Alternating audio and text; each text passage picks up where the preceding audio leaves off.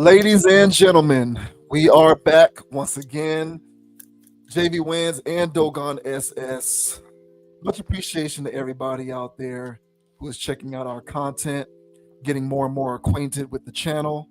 We appreciate you very, very much. And to anyone who is checking us out for the first time, this is what we like to do. So don't be a stranger. Hang out. Let us know what you think about the content in the comment sections. And if you have not already done so, please hit that subscribe button, hit that like button, because we know the value of the currency of your patronage. Speaking as somebody who is on YouTube often and who barely ever likes anything, let alone subscribes to channels, there is value and power in your digital currency. I recognize that. Dogon SS recognizes that. We do not take that for granted. So we do know that individuals who put forth the effort to click that subscribe button are doing it for a reason. And whether you agree or disagree with some of our views whenever we kick it on this channel, the point is to engage with the commentary. And we do not take that for granted. So thank you in advance to everyone who subscribes to the channel, who is so inclined to like any of these videos, and who is also so inclined to comment. We also pay attention to comments as long as they are not trolling comments, as long as they are constructive. We pay attention. We'll comment back from time to time, and we definitely do engage. So thanks to everybody out there who has been joining along with us as we continue to kick out this logical content. Also want to be sure to make note of the fact that we are now on Apple Podcasts, Spotify, and Amazon Music. So if you want to check us out in audio form and you are otherwise not necessarily able to or in position to watch any of the videos on YouTube, check us out on those platforms. We just want to be available any and everywhere at all times for anyone who wants to check us out. We are also now on TikTok as well. So if you fancy yourself an avid TikTok user, check us out at Conapproach, CONAPPROACH. We are now sharing all the content and videos on TikTok. So you can check us out there, follow that page. We certainly appreciate that. Now, with those pleasantries out of the way, we're going to go ahead and get right into it. Lots of interesting things to talk about on the channel tonight. The first thing that we are going to discuss are comments made by longtime actress who is now more of a daytime talk show host. Her name is Sherri Shepherd. She goes back a long ways. And she recently was on the Breakfast Club, and she was commenting on backlash that she received because she criticized the way Megan Thee Stallion chose to dress at an Academy Awards Vanity Fair party. I believe that was the event. So Megan Thee Stallion is at this party, and she's wearing a very revealing outfit. This is, of course, par for the course when it comes to Megan Thee Stallion. She's one of these Hollywood celebrity, quote-unquote, influencer type people, hip-hop people, who likes to push the envelope in terms of flaunting sexuality. And, Sherri Shepherd, she used her platform to kind of speak out on how she feels about that. And, Megan Thee Stallion was not the only person that she mentioned, but Megan Thee Stallion was the person who they asked her about when she joined the Breakfast Club. And Sherri Shepherd is just not here for the way some of these actresses and famous people, Megan Thee Stallion included, have chosen to outfit themselves whenever they make their public appearances. And she thinks that it sets a bad example as role models to younger generations of women and women who aren't in position to be able to protect themselves at all time with security the way women like Megan Thee Stallion can. So this says Sherri Shepherd is unfazed by viral backlash to her controversial Megan Thee Stallion comments. Sherri Shepherd is standing by her controversial comments on Megan Thee Stallion's appearance at the Vanity Fair Oscars party earlier this year. At the time, she criticized the singer for showing too much skin with her outfit to the red carpet event. Reflecting on the backlash to those remarks on a recent episode of The Breakfast Club, she explained why she took issue with the look. So, as usual, I'm not going to read the quotes because we are going to play some sound. Shepherd originally criticized Megan's outfit during an episode of her eponymous talk show. And so those are more quotes. So what I'm going to do now is I'm actually going to pull up these clips from the Breakfast Club and also from Sherri Shepherd's show. So let me go ahead and stop sharing this, and I am going to share this tab now. So I believe it's this one. Yeah. All right. So what I think makes the most sense from a cohesion standpoint is to just go and play Shepherd's comments on her show first. And then I'm going to go and play what she responded to on the Breakfast Club last. Does that make sense? Yeah. Okay, so here's what Sherri Shepherd initially had to say about Megan Thee Stallion and the way that she chose to dress at the Vanity Affair Awards show, or at the Vanity Affair party for the Oscars show. Fully, you could see everything. Zoe Kravitz graced us with her butt crack. You could see everything. Megan Thee Stallion wore a dark green gown with only matching green pasties to cover up her breasts. And so this is where I have to put my Auntie Sherri wig on. And I say this with all of the love that I have. Ladies, this is not it. And I say this because there are young women, young girls who are looking up to all of you. All of you. And like, you're going to have these young girls, these young ladies emulating you. And you remember when your grandmother would tell you, let them use their imaginations, be a little mysterious. But you know, when they look at these girls, they don't have any secrets. Nobody gets to use imagination or their mind. And I want to say, Megan Thee Stallion, this was fully, I love you. I do.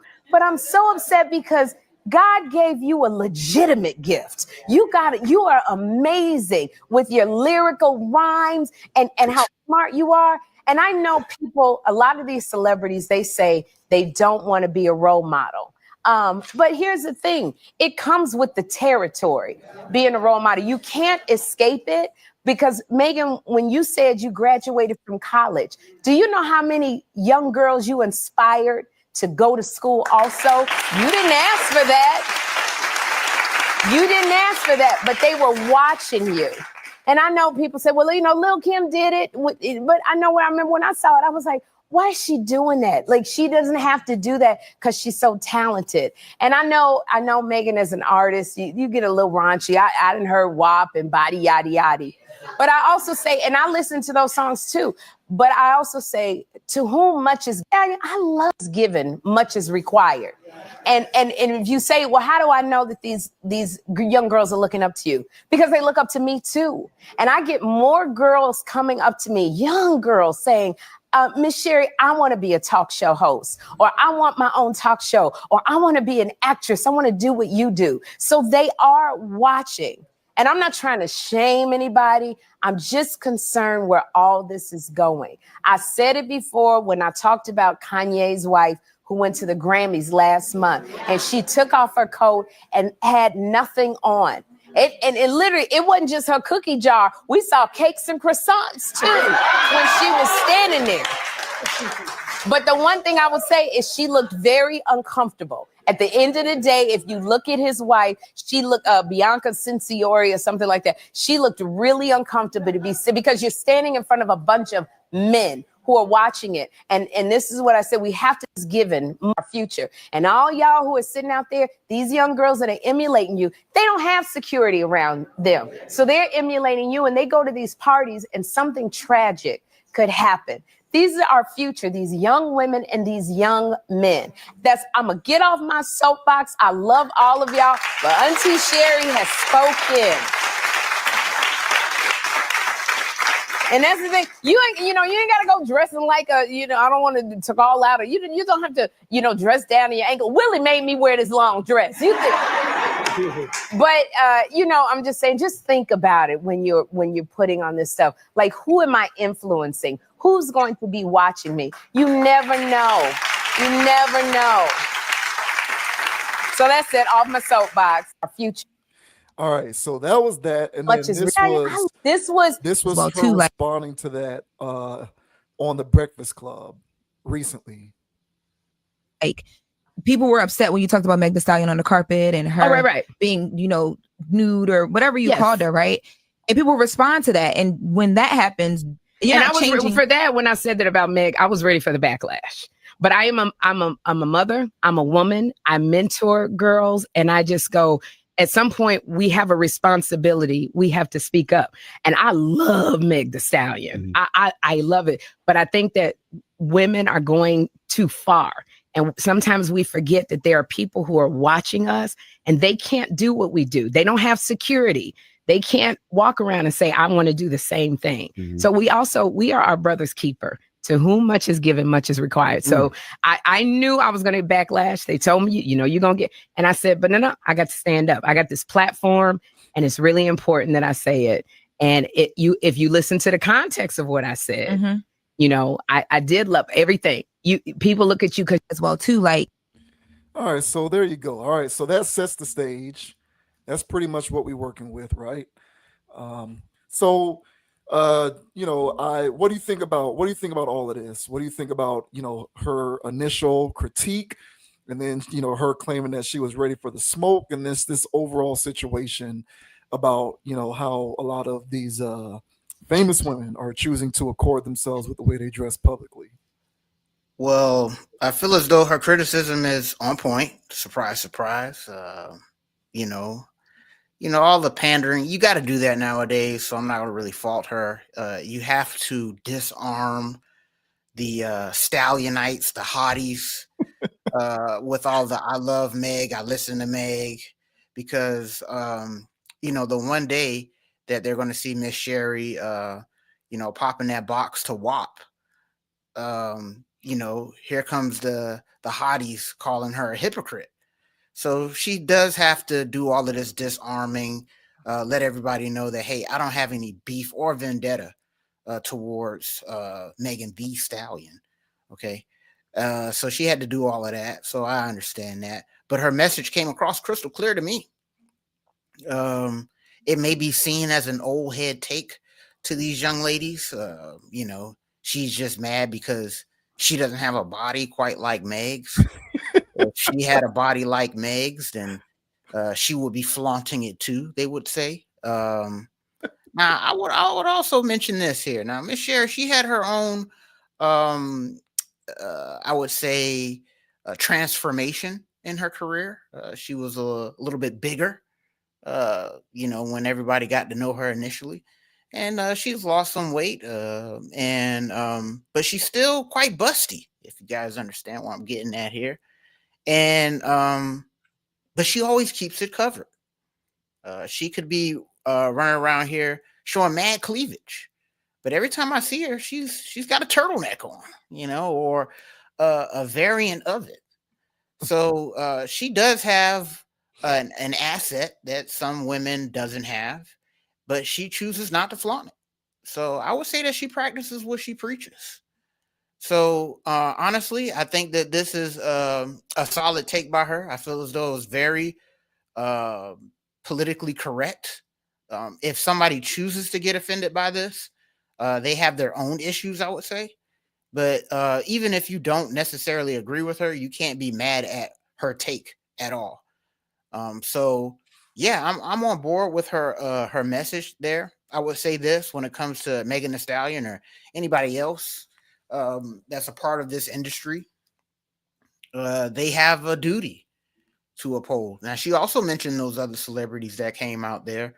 That lady that came out there with literally her assets showing. And then Kanye's old lady who came out there bucket naked.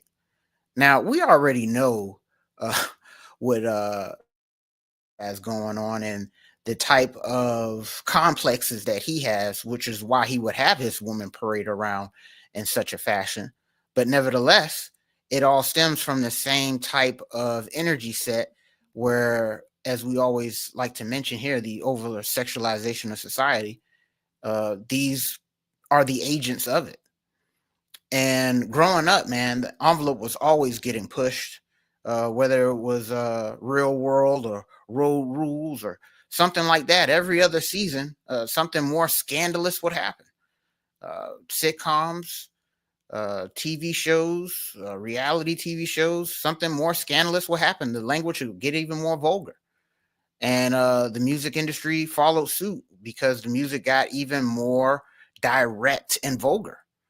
So over the years, year over year, we have gotten to this point to where, nudity is so, casual that honestly, when I saw this from Megan Thee Stallion, I was like, yeah, this is part of course. Yes, this is a la Kim, Little Kim.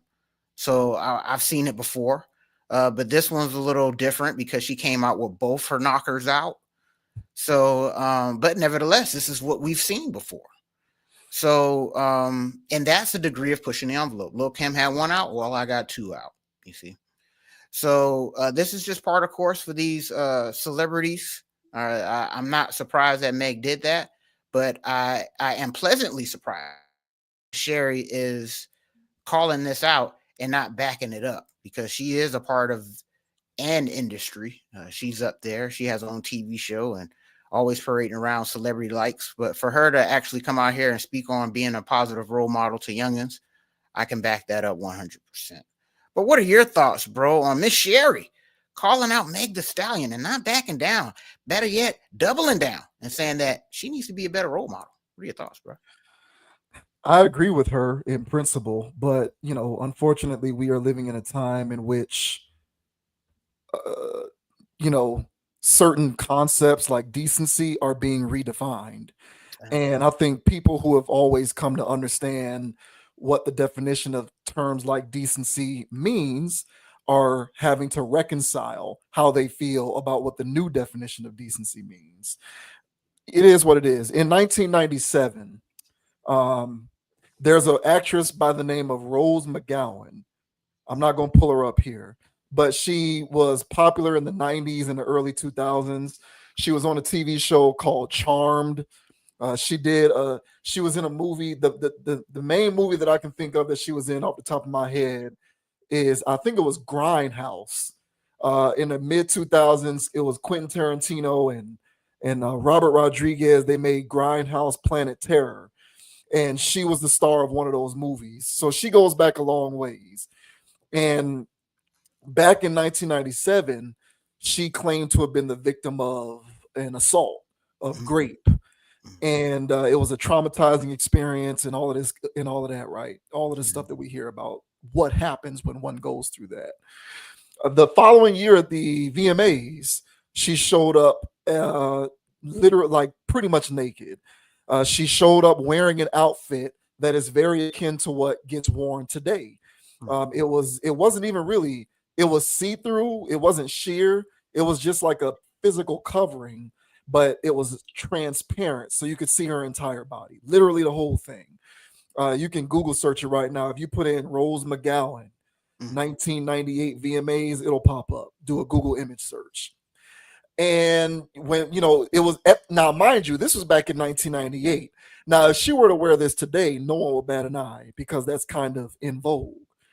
But back in 1998, it was like, damn, that's really, really, really pushing the envelope. This is risque, sir. Yeah, right. Yeah. So it's like, so when she was, prompted or probed rather on why she chose to put herself out there so much and wear such a revealing outfit, showing her entire naked body, her response was something to the nature of, I've been a victim of assault.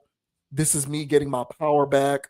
No one owns my body but me. So I'm going to do this on my own terms. And so I'm wearing this to show that, I'm empowering myself by being out here on Front Street like this. And, that was actually a precursor to, I believe, what the mentality is behind this stuff now. And I've said before when we've talked about similar topics here, the traditional school of thought when it comes to like destigmatizing female sexualization has always been the idea that we need to get rid of it. But what I'm coming to understand is we don't really want to get rid of it, including women. Women don't really want to get rid of female sexualization. Rather, what they want to do is be able to be in control of it.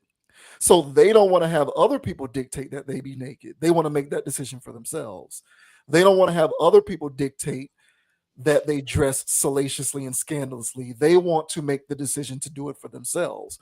So long as they are in control of their hypersexualization, the sexualization itself is completely permissible. When hypersexualization becomes impermissible is when it is being dictated on someone else's terms.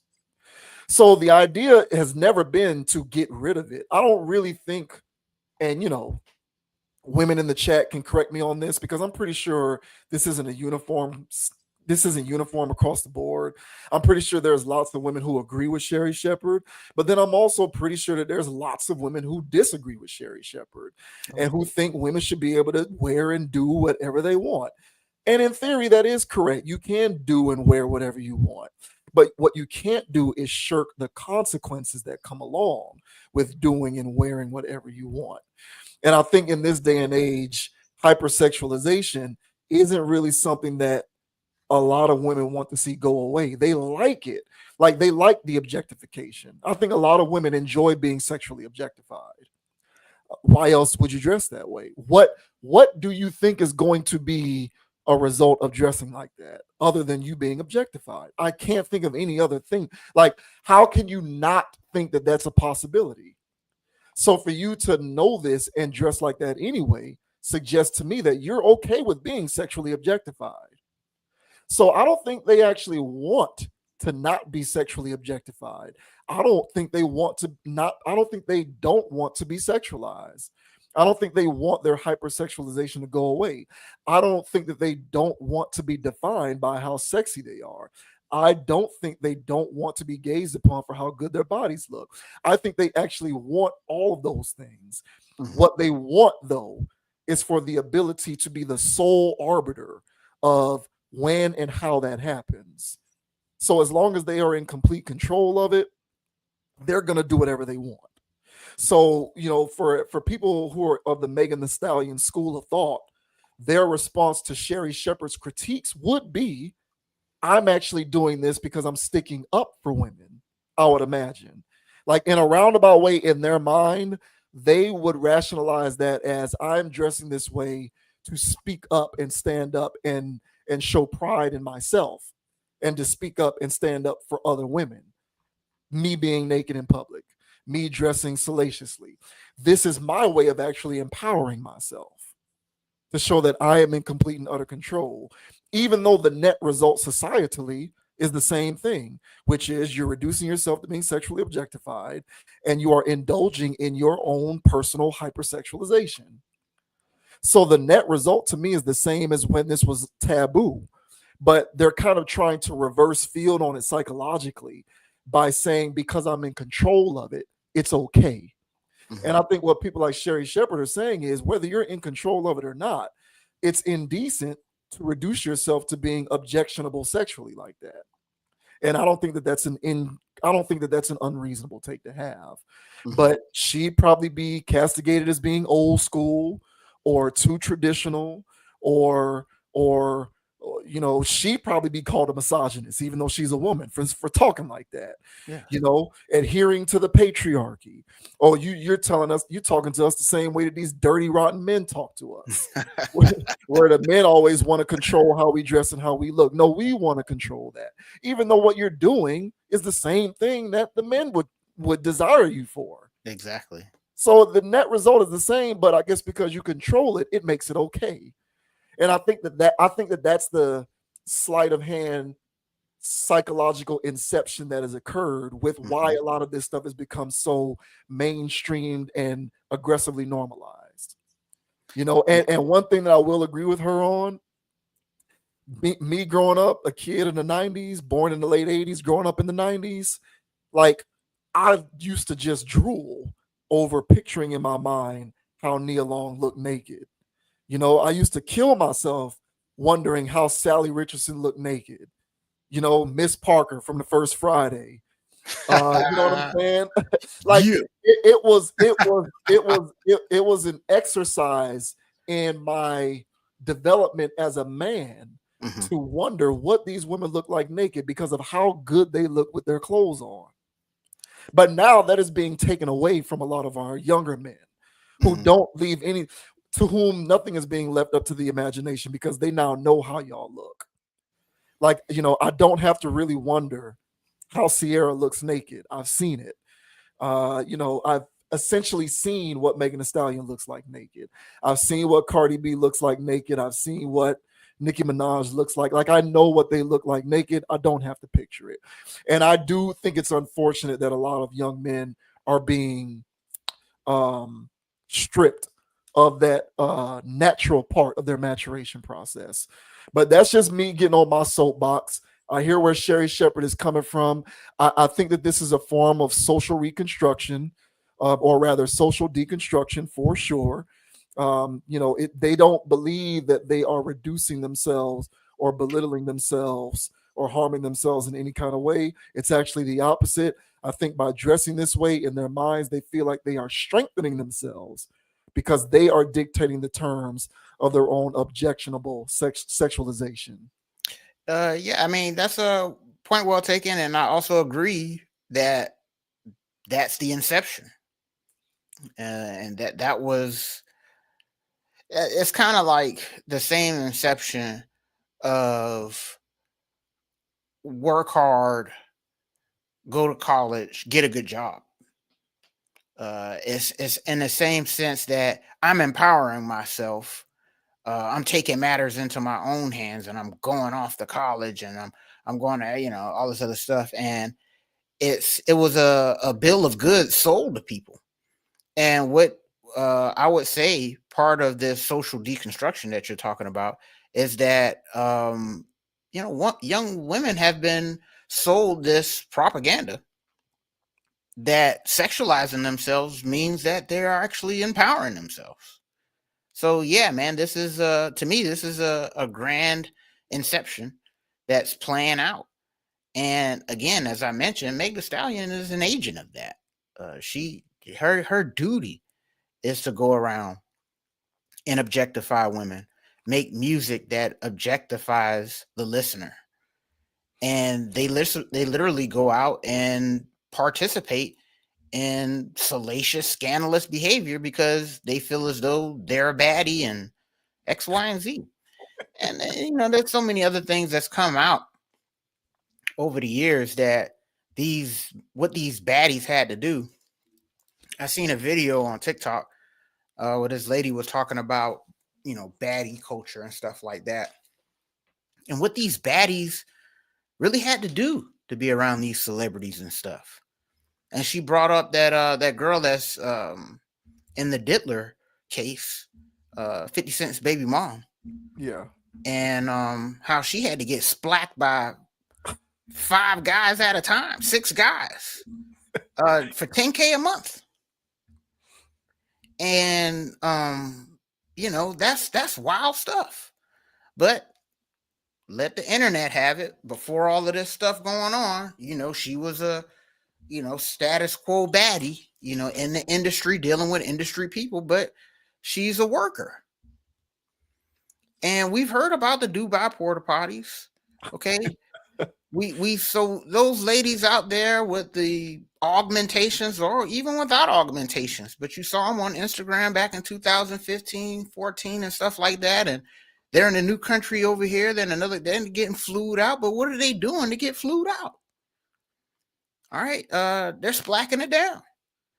So then the average everyday young lady who aspires to be a baddie, who aspires to be flued out, she doesn't know what it takes to be this air quote baddie or to get flued out. So they get mad when a guy is paying their rent or paying for their nails and want something in exchange. It's like, listen, this is what you're signing up for. You have an inception has been performed on you where you think that just merely looking good is what's going to get you paid and get you on these trips. No, you have to earn this. And sometimes you got to get a little strange for it. So when you know, it's become so casual to dress like this nowadays, when they finally get objectified, you know, in the street, grocery store, whatever. It's like, look at these creeps. No. You are wearing, as Dave Chappelle says, all right, a 304's uniform. Yeah. So if you're walking in the grocery store like you're walking the stroll, you're going to get ogled like you're walking the stroll. So don't get upset about it. Oh, men need to just, no, men are men. Dogs are dogs. Cats are cats. All right. And tigers are going to tiger. So if you put a piece of raw meat out there in front of all of these animals, okay, you're going to get ogled, sniffed, everything in between. So if you don't want to confuse the masses, you might want to switch it up a little bit. And to Sherri's point, if you don't want to confuse younger generation of women who just want to grow up and be strong, don't convolute being naked with being strong. Exactly. So so anybody else out there that's got a problem with what Miss Sherri had to say, I'm sorry, but I agree with her 100%. So I didn't think I'd be backing her, but hey, she's got a solid point. She 100% does. And I picked up on this a while ago. Part of the current social deconstruction when it comes to sexual liberty and freedom, two very frequently used buzzwords in these times, is the conflation between empowerment and objectification. Those two concepts have been conflated essentially to mean the same thing. Yes. And to your point, that is the inception. And so the net effect is the same. You are still hypersexualized. You are still objectifying yourself sexually, and you are still reducing yourself to being a mere object of another person's sexual fixation. Yes. But where the sleight of hand has occurred is all of those things are now permissible because you are now channeling and controlling the flow of it. And if you know what I'm saying, to me, I don't feel like it's any better. I actually think it's worse because you've been tricked into believing that if you control it, it's somehow better. It's the same thing at the most, and really it's worse. But that's the conflation that is taking place, is that it's meant now to mean that I'm somehow bettering myself by being sexually objectified, which is a very crazy thing that has happened. But it has happened for sure. So yeah, I'm with Sherri Shepherd on this. I agree with her, but these are definitely two philosophically opposed schools of thought. She'll just be wrote off as someone who is standing up for the old school ways of doing things, which were always meant to put women down, is how it will be spun. Because in order to having agency over one's ability to sexually objectify themselves is actually liberating. And there have been precursors with a lot of this stuff, the slut walks and all of these various other movements. Like I said, bro, it's don't get fooled into believing a lot of this dangerous rhetoric, as you like to say. A lot of this stuff hasn't changed. Women still love being gazed upon.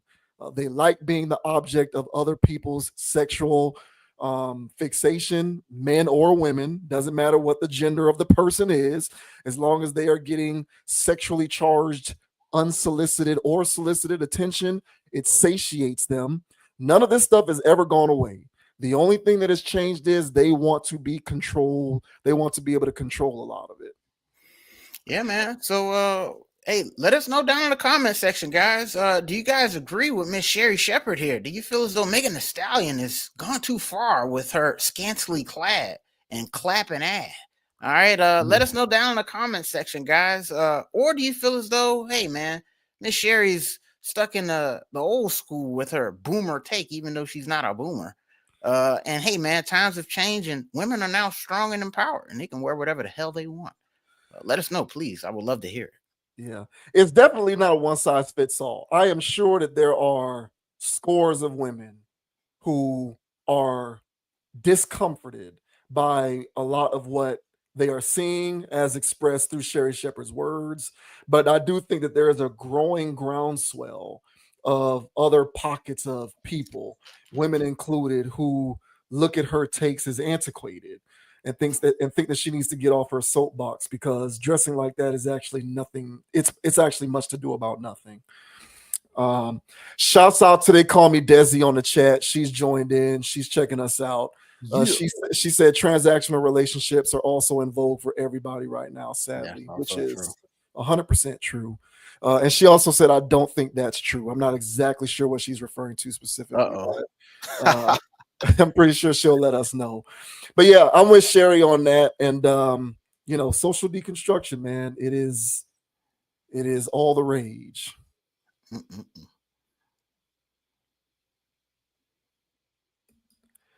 Okay, now moving on to another ongoing theme that we discuss here on the channel.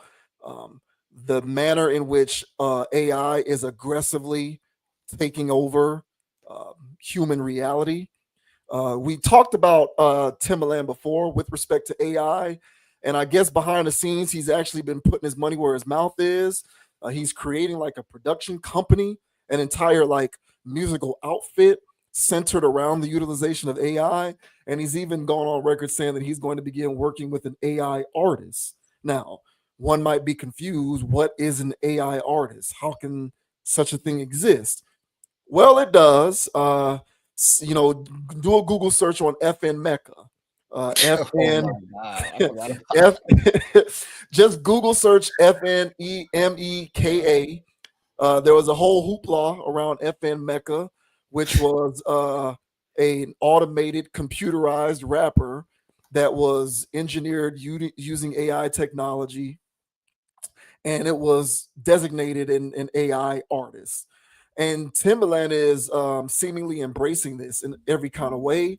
And there are some people in the industry who aren't a fan of Timbaland's unapologetic embracing of AI. One of those individuals is Young Guru, who is most famous perhaps for being Jay-Z's engineer. Pretty much every Jay-Z classic song and album that you can think of has Young Guru behind the boards, working on the mixing and the mastering and the engineering.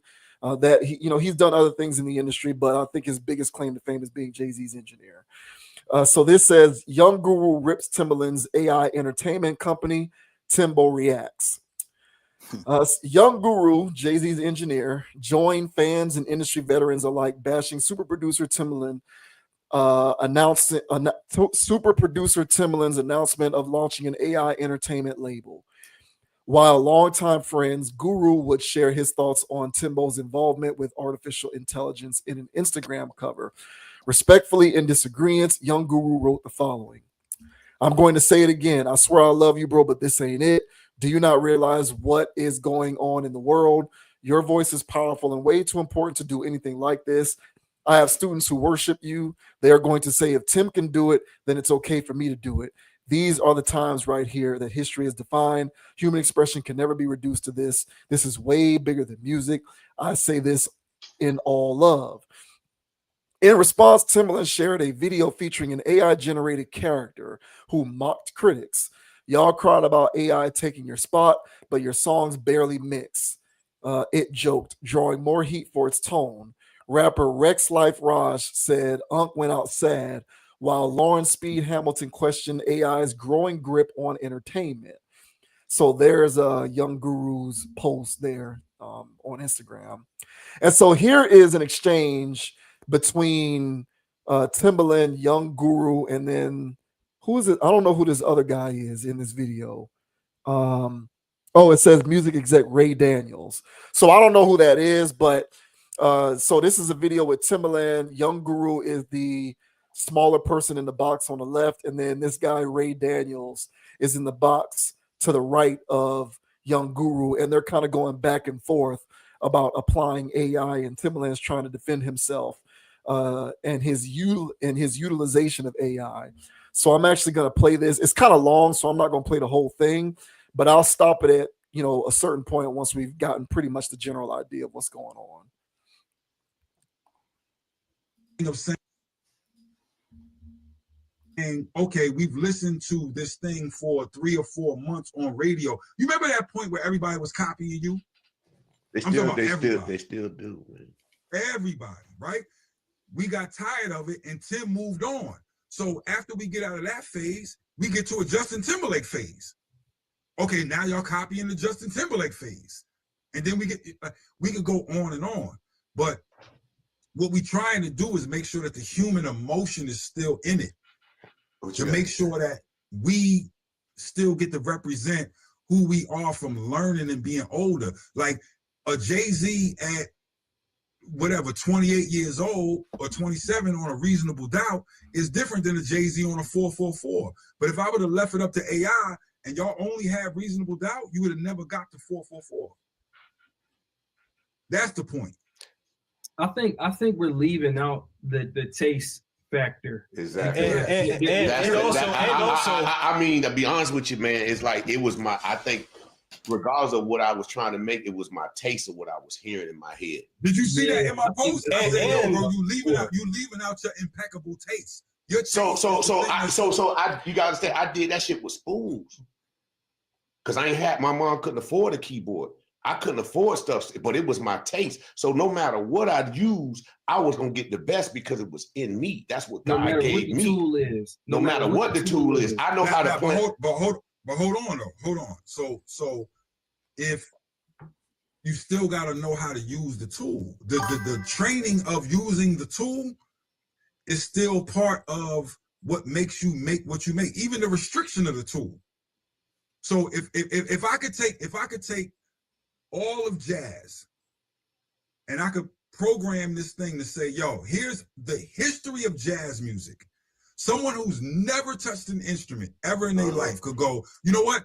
Give me a song that's 25% Coltrane, 10% Monk, 10% this person, 10%, and put. It's like you never had the training to understand. And I'm saying jazz because that's like one of the hardest things to play. Jazz players don't play for the audience. They play for themselves. They play to show off to other jazz players. Yeah. To show that you can play on that level. That's a real deep thing. Mm-hmm. So to even stand on the stage at Minton's, right? And be like, yo, we taking this away from what regular jazz is and we're going to create this new thing. You had to already have the old thing to say that we moving away from that to get to this new thing. That's what make Coltrane. So if anybody can do Coltrane, it's like when kids come up to me and be like, yo, I could play Coltrane's song better than Coltrane. I'd be like, why would I want to do it? I already heard Coltrane. That's his expression. All right, so I don't want, because that is almost a 6-minute clip. So we don't want to belabor the point, but you get the general idea. Timbaland is essentially saying, because I'm me, it doesn't matter whether I'm using AI or not. The soul of what I do is going to come through, even though I'm using AI.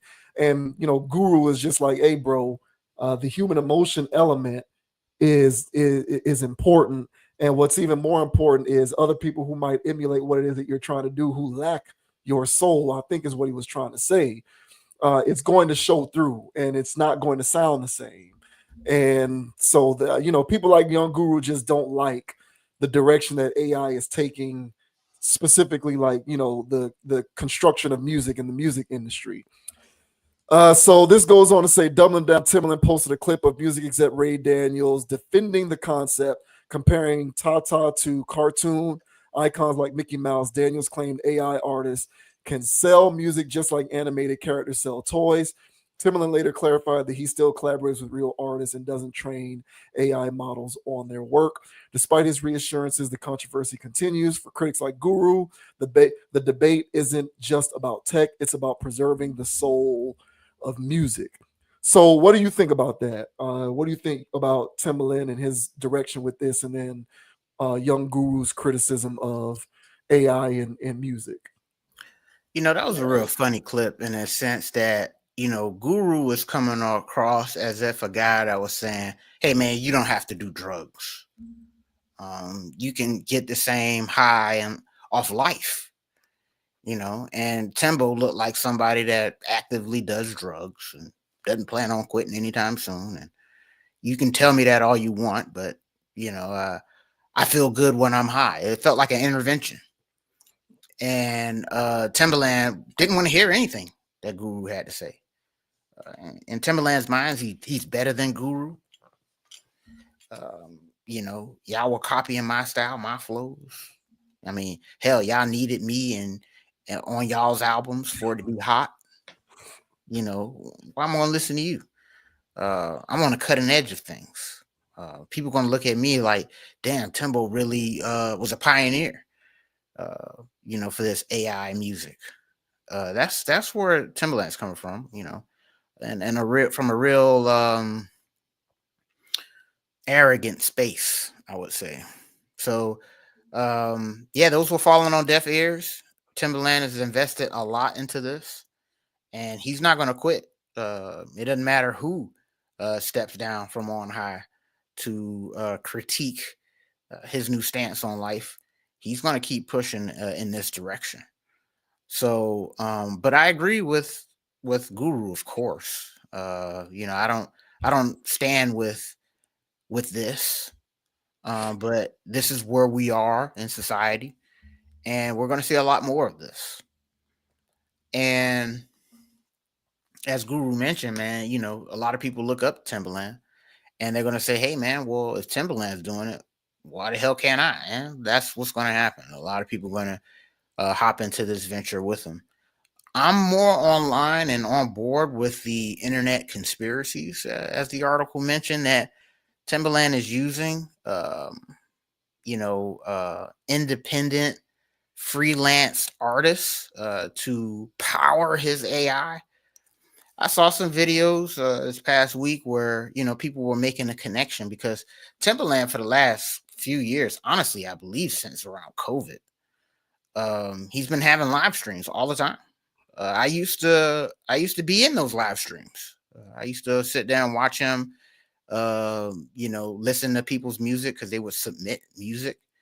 And I mean, he was on damn near nightly. People submitting music, submitting beats.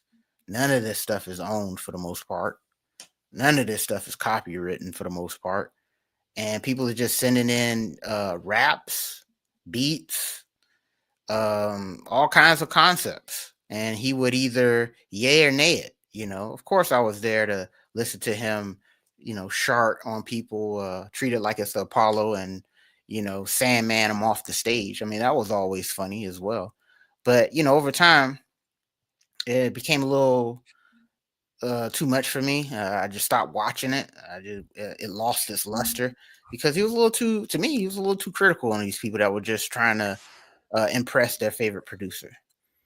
So I just stopped listening, but people made the connection that, he's been using all of this stuff as creating basically his own database so not only on top of his own, producing skills, he's also been using all of these various sounds to train and machine learn this AI system or his AI artists.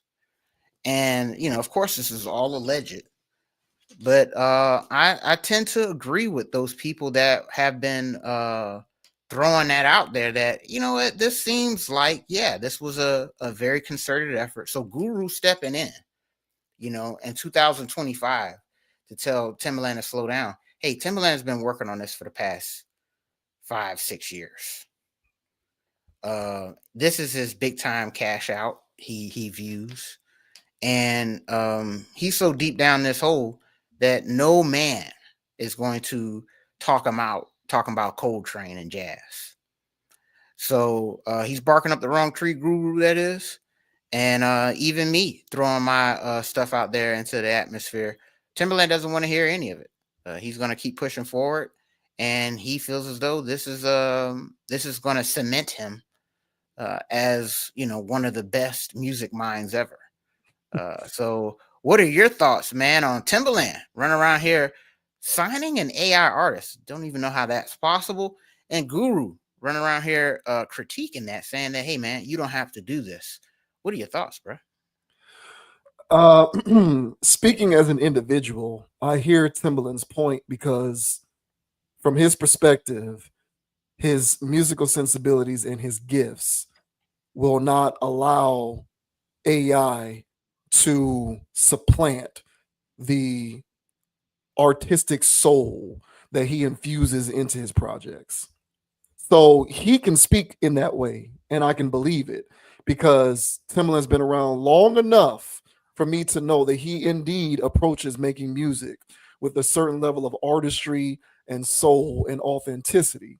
And so I can vouch for that. He can talk like that.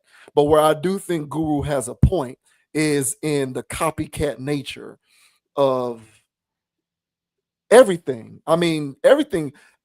Everybody tries to replicate a successful formula once they see that it is successful. And this isn't just in music and entertainment and arts. It's all over the place. It's in every industry. You know, one corporation creates something, other corporations are going to create their version of it.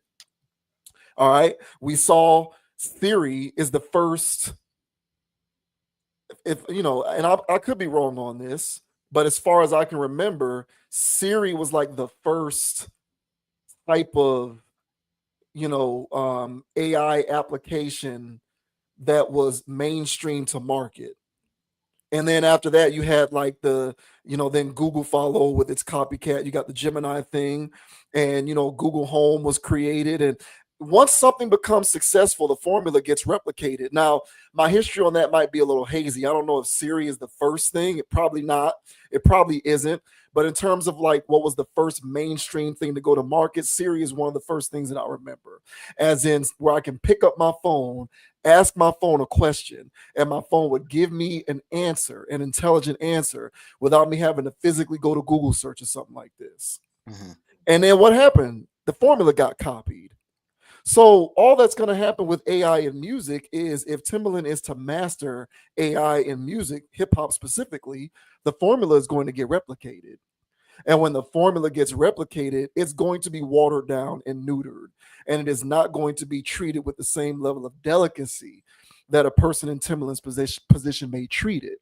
Mm-hmm. And at that point, what is it going to do to the credibility and the viability of the music itself? And I think that's what Guru is challenging. And I don't think that he's off in challenging that. I don't really think Guru is talking specifically to Timbaland. He's speaking through Timbaland to the dozens and hundreds and thousands of copycats who are going to come after Timbaland to replicate that formula.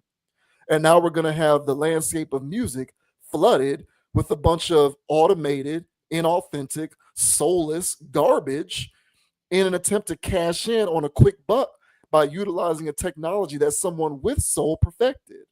Mm-hmm. And I feel like we're seeing that across entertainment, period. We're going to see it in movies. We're going to see it in music. We're going to see it everywhere. We're already seeing it in the tech space with technology, where things are just watered down and neutered because people who don't necessarily have ill intent, but quite frankly, don't have the same level of passion and God-given talent to replicate a formula and have it represent the same kind of thing that the initial creator had established for it. And I think Guru is saying what is going to happen to future generations of artists and beat makers and engineers who have to not only combat this, but figure out their own way to make use of it, because if you're not using it, you're falling behind. And so what we want to do is preserve the sanctity of art and music by not eliminating the human element inherent in it by sticking to utilizing, something like AI on a mass level. Mm-hmm. And I think that that's a very fair take. And I feel like that's why a lot of these people in the music industry were striking over AI protections. They were striking over other things too, but one of the things that they were striking on behalf of was protections from this. Because it's not whether it can work. Yeah, it can work. That's not the question. The question is, what are the unintended consequences of it working? So, like, I remember T-Pain came in with auto-tune and he did his thing and it was successful and it worked. And then after T-Pain, you got people like Snoop Dogg doing it and Kanye and other people who tried to replicate the formula. Even people to this day doing it. People like Travis Scott. I'm not even a Travis Scott fan, but I'll be hearing songs on the radio where Travis Scott is very clearly using auto-tune. It don't sound like T-Pain though, because the way T-Pain did it with the way his mind works and his songwriting ability, that's how you get songs like In Love with a Stripper and Bartender. None of those songs that came after T-Pain with people trying to replicate that formula sound like that. And I'm not sitting up here caping for T-Pain. I'm not the hugest T-Pain fan in the world, but there was a reason why the way he did it worked.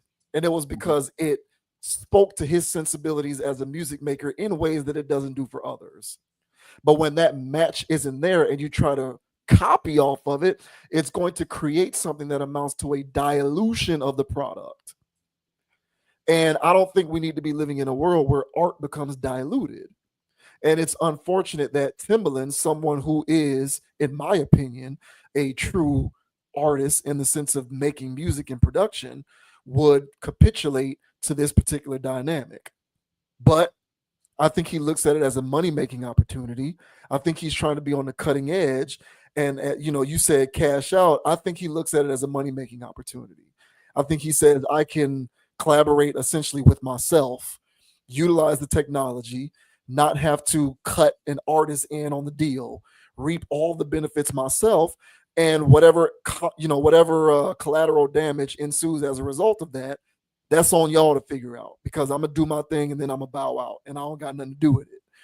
But it's going to have unintended consequences for the rest of artistry, in my opinion. I think someone of Guru's ilk who challenges that isn't being unreasonable in challenging that.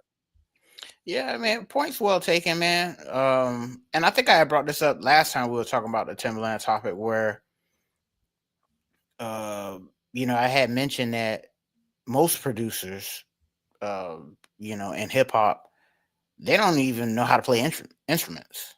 Right. Yeah. And so they're not real magicians. And most of them, yeah, that's true. And to speak on your point, like, they're already copying and taking, Correct. via super heavy samples. Correct. Like the sampling is out of control. Correct. And then like all of that other stuff, and then like basically taking other producers' beat styles is already kind of out of control. So it's like they're all like, it's a lot of it is already biting in and of itself.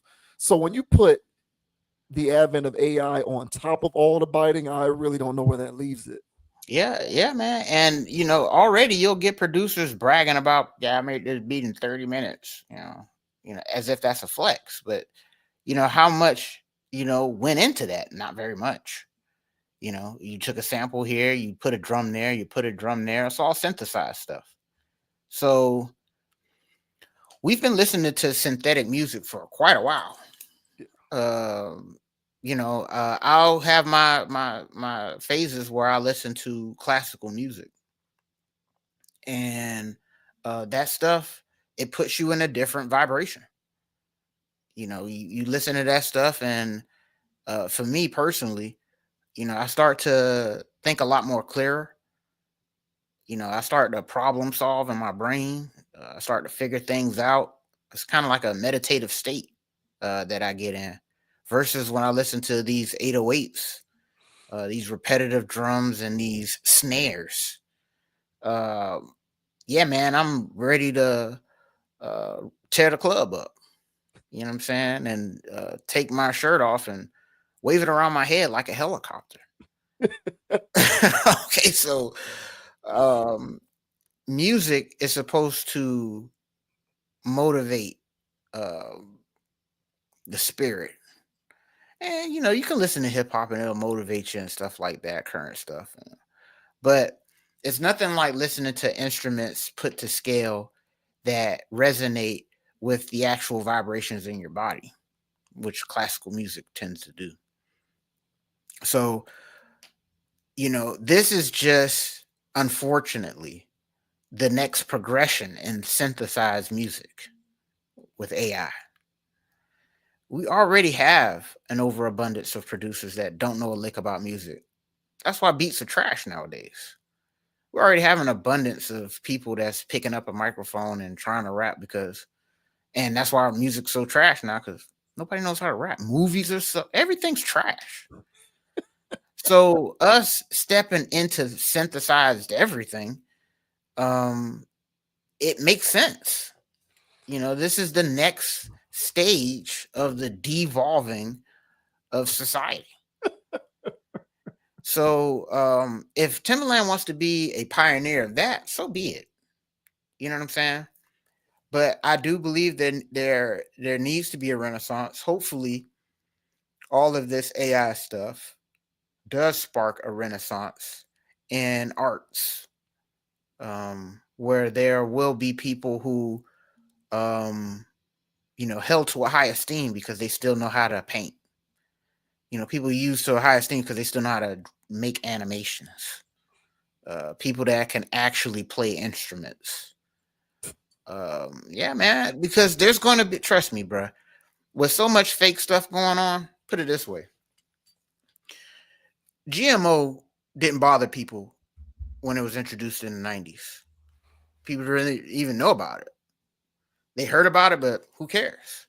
Over the years, people started to realize that, hey, man, this GMO stuff is not good for us health-wise, but it still tastes damn good. But over the years, synthesizing over synthesizing, seed over seed of stripped nutrients, things don't taste the same anymore. Actually, things taste like crap now. So people will pay premium dollar for air quote organics, which is still sprayed with tons of pesticides and other things. But the point is that people would rather, if they could, grow stuff in their own yard, have some real fruits and vegetables, have some, have their own chicken coop and have some real damn chicken, because anywhere you buy chicken nowadays is some weird concoction of what the hell is this? All right. So people right now are would rather pay, myself included, a premium for better groceries to avoid the synthetic and artificial. And so hopefully with this, there's still going to be people in mass pulling up at McDonald's. So I'm not saying that people won't be doing that. But I also think that there may be a premium for artists who actually know how to play a damn bass and an electric guitar and real drums. So I think what this eventually will happen, there will be a renaissance. Fingers crossed on that. But yeah, I'm not surprised this is happening. This is a tisk on Timbaland to me. I don't give a damn. Will I play around with the tool? I might. I might, but it's just me playing around. You know, I'm not trying to get weird with it. I think that this stuff is going to get weird.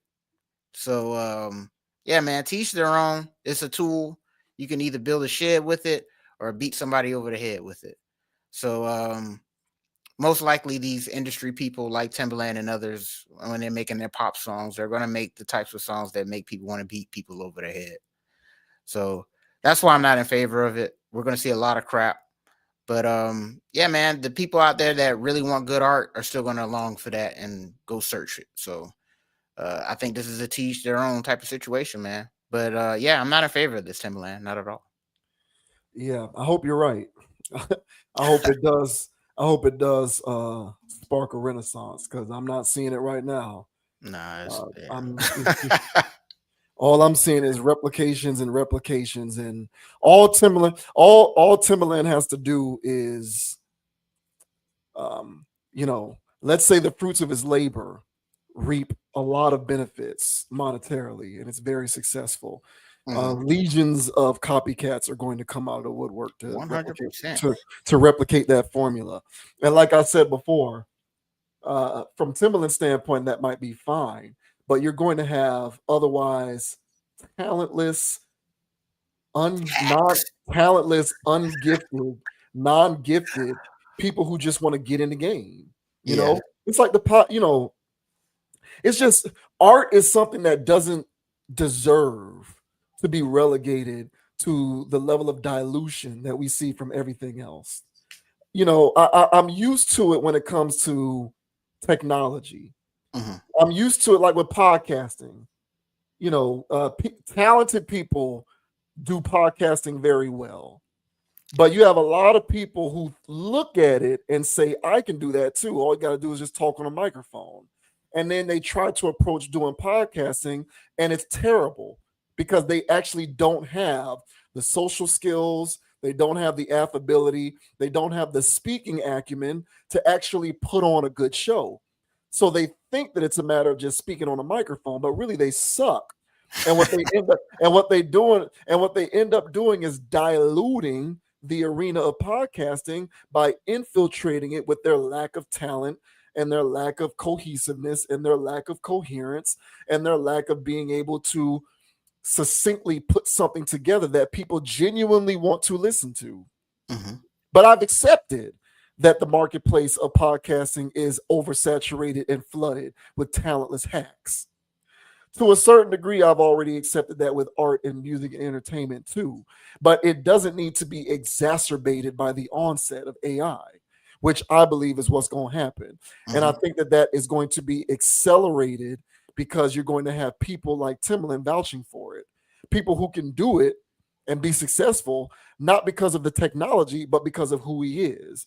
But a lot of people won't be able to discern the difference, and they'll just say, I can get in the game with AI. And what they're going to do is put together trash. Oh, yes. It's going to be a lot of trash out there. So I feel like what Guru is warning against, what I feel like Guru is admonishing Timbaland over, isn't him specifically doing it. It's what precedent it will establish as a result. And I don't think that that is unreasonable. Art should be preserved, the sanctity of it. I don't get why we're in such a rush to automate everything in life, but I do know why. It's because of money. If someone sees an opportunity to be paid via something, they're going to take full advantage of it. That's what it's all about. It's an arms race for economics and resources. And if AI can get you there, no matter what the context is, sports, music, movies, video games, podcasting, it doesn't matter what the context is. If AI can facilitate you getting there faster, people are going to do it. And the art of whatever it is that you are doing it over is going to get lost in the process. So it is what it is. But it sucks because I've always held Timbaland to a higher esteem, especially coming from an older generation. But these days, absolutely nothing is sacred. Yeah, man. I mean, he's an industry guy, so he's gonna act on the behest of the industry, because you can't tell me that the industry don't want this, and you can't tell me that they didn't already try, like you said, what FM Mecca. So there's gonna be he's a credible source that's doing it. Yeah. And so once this picks up, because it will, it's going to add credence to it. And then it's going to be a situation where, well, I can listen to an AI artist because I'm listening to AI Tata from Timbaland. And, you know, so, hey, man, if you can make Nelly Furtado relevant. No, I like Nelly Furtado. Don't do that. Nelly Furtado was okay compared to what's going on now. Listen. You're not listening to Promiscuous Girl was Timbaland. I know. Yeah, she was good.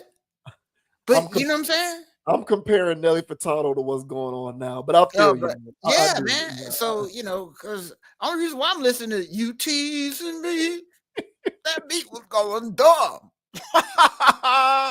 And her album was decent, man. I think she was an artist back in the day when things were getting a little weird, but still, it's a situation of, you know what I'm saying? Like, he can make people. He can. So he's a great spokesperson for this. So trust and believe this will pick up and grow wings and be a thing.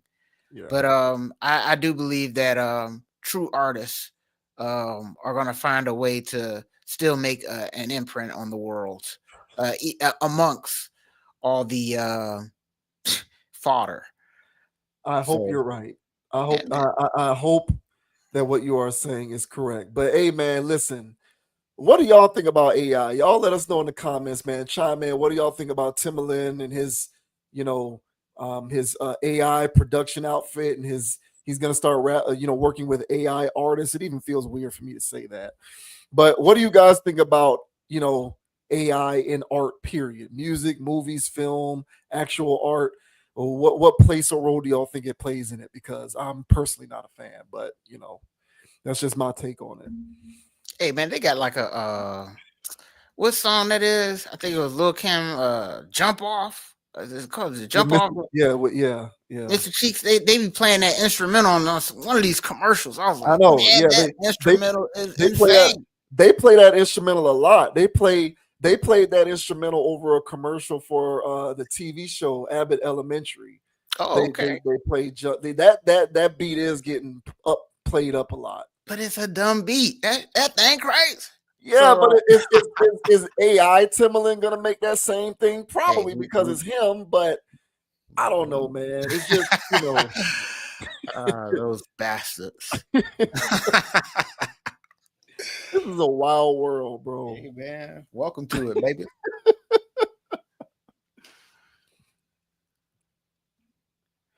Okay.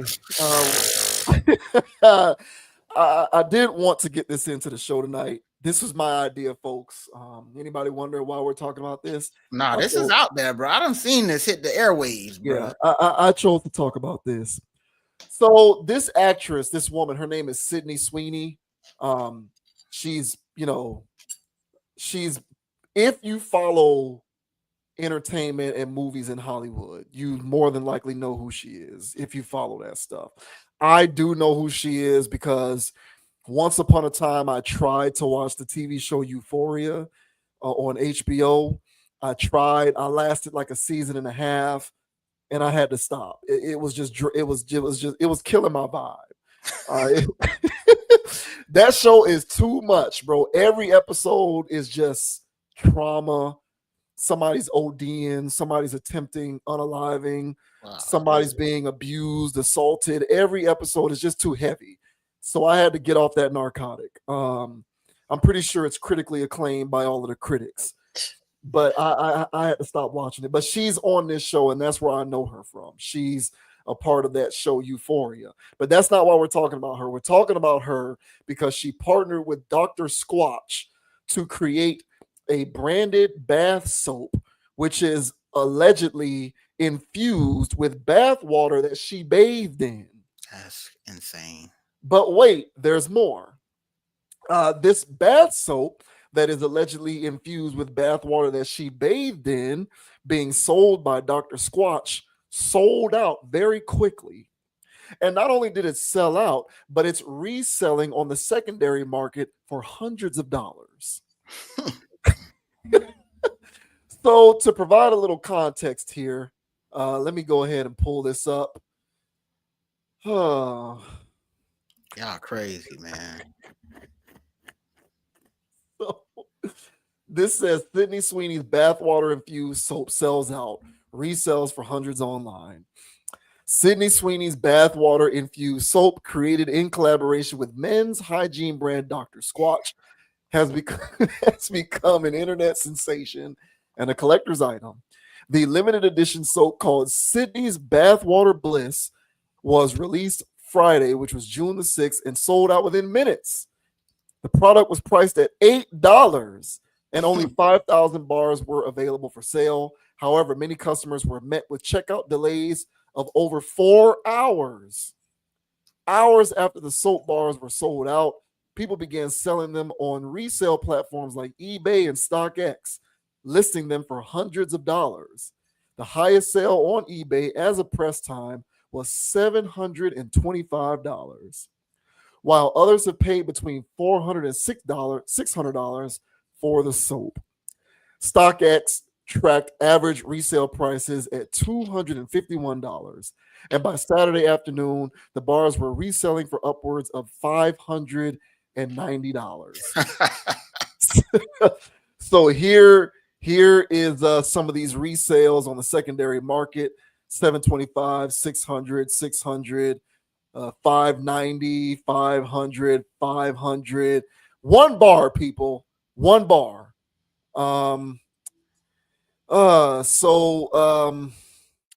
Here's a couple of other resales: $170, $209, $214, $214, $214. This is on StockX, $234, $235. It goes on and on. Each bar of soap includes a certificate verifying the use of Sweeney's actual bath water, which was reportedly taken from a tub she soaked in for a Dr. Squatch campaign back in 2024.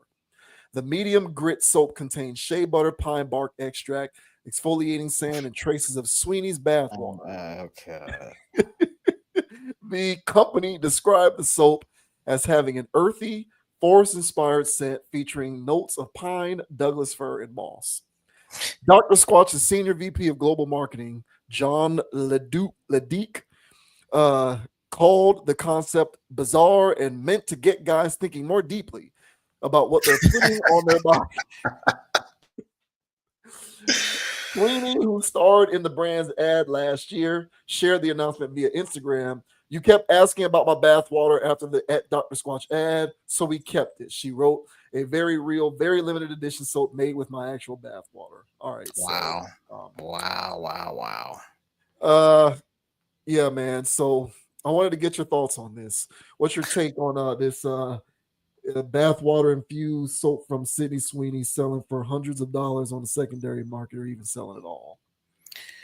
I mean, first of all, shout out to Dr. Squatch, all right, for brilliant marketing. This is brilliant. You know, they're getting to the bag on this one, and I won't be surprised if they mimic this with another celebrity.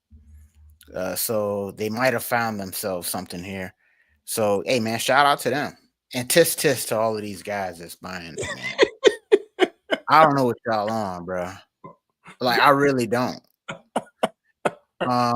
It got me thinking, man. I might have to partner up with Lunel and use some of her bath water, so I could sell my shea butter soap infused with moss and pine leaves as well.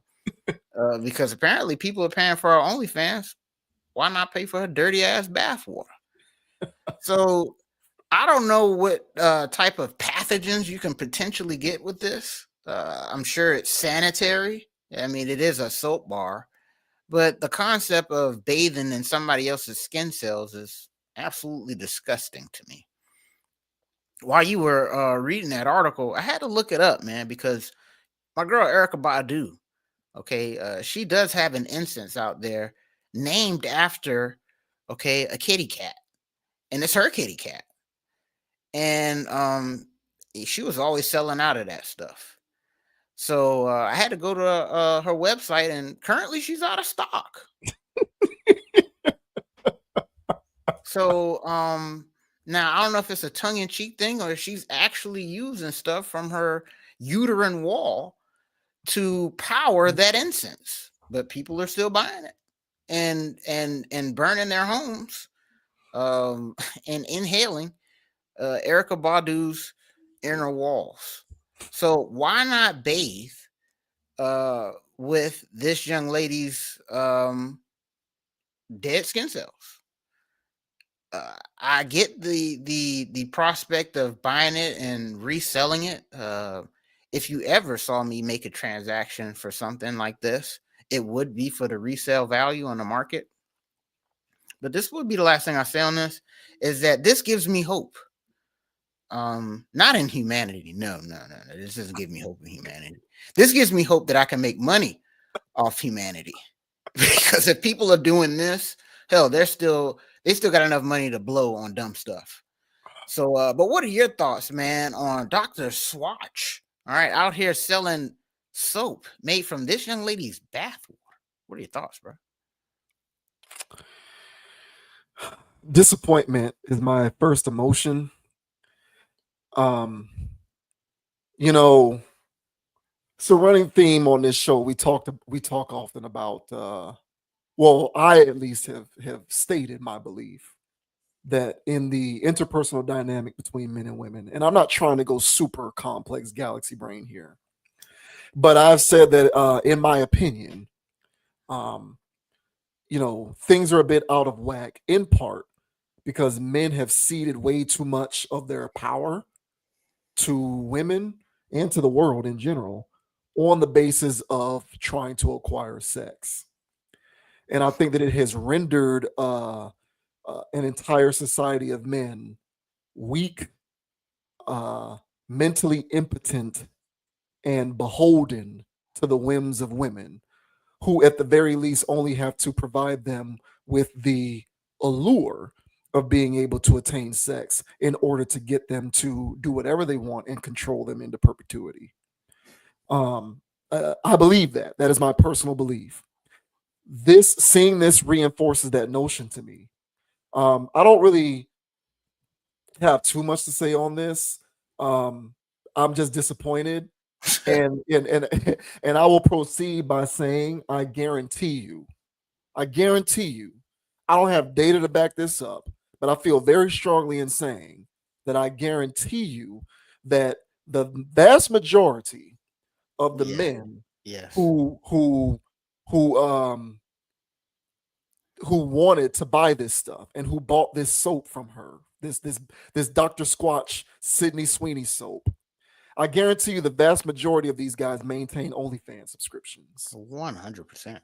I guarantee you the vast majority of these guys blindly follow a lot of these women on social media, her included, probably on Instagram, commenting on every post they can, liking every pic they can, liking every photo they can, interacting and engaging with every video they can to play this up on the algorithm so that it gets disseminated on an even more mass level to more people. I guarantee you the vast majority of these guys who bought this bath soap watch a lot of internet content. Yes. I guarantee you. These are the same guys who blame women for their problems. Yes. Like that's the ironic thing about this. Yeah. The same guy who buys Sydney Sweeney's Dr. Squatch soap will be the same guy who complains that it's women's fault that they can't get a date. Yes. The same guy. It's the same guy. The same guy who is spending hundreds, if not thousands of dollars annually on OnlyFans. It's the same guy.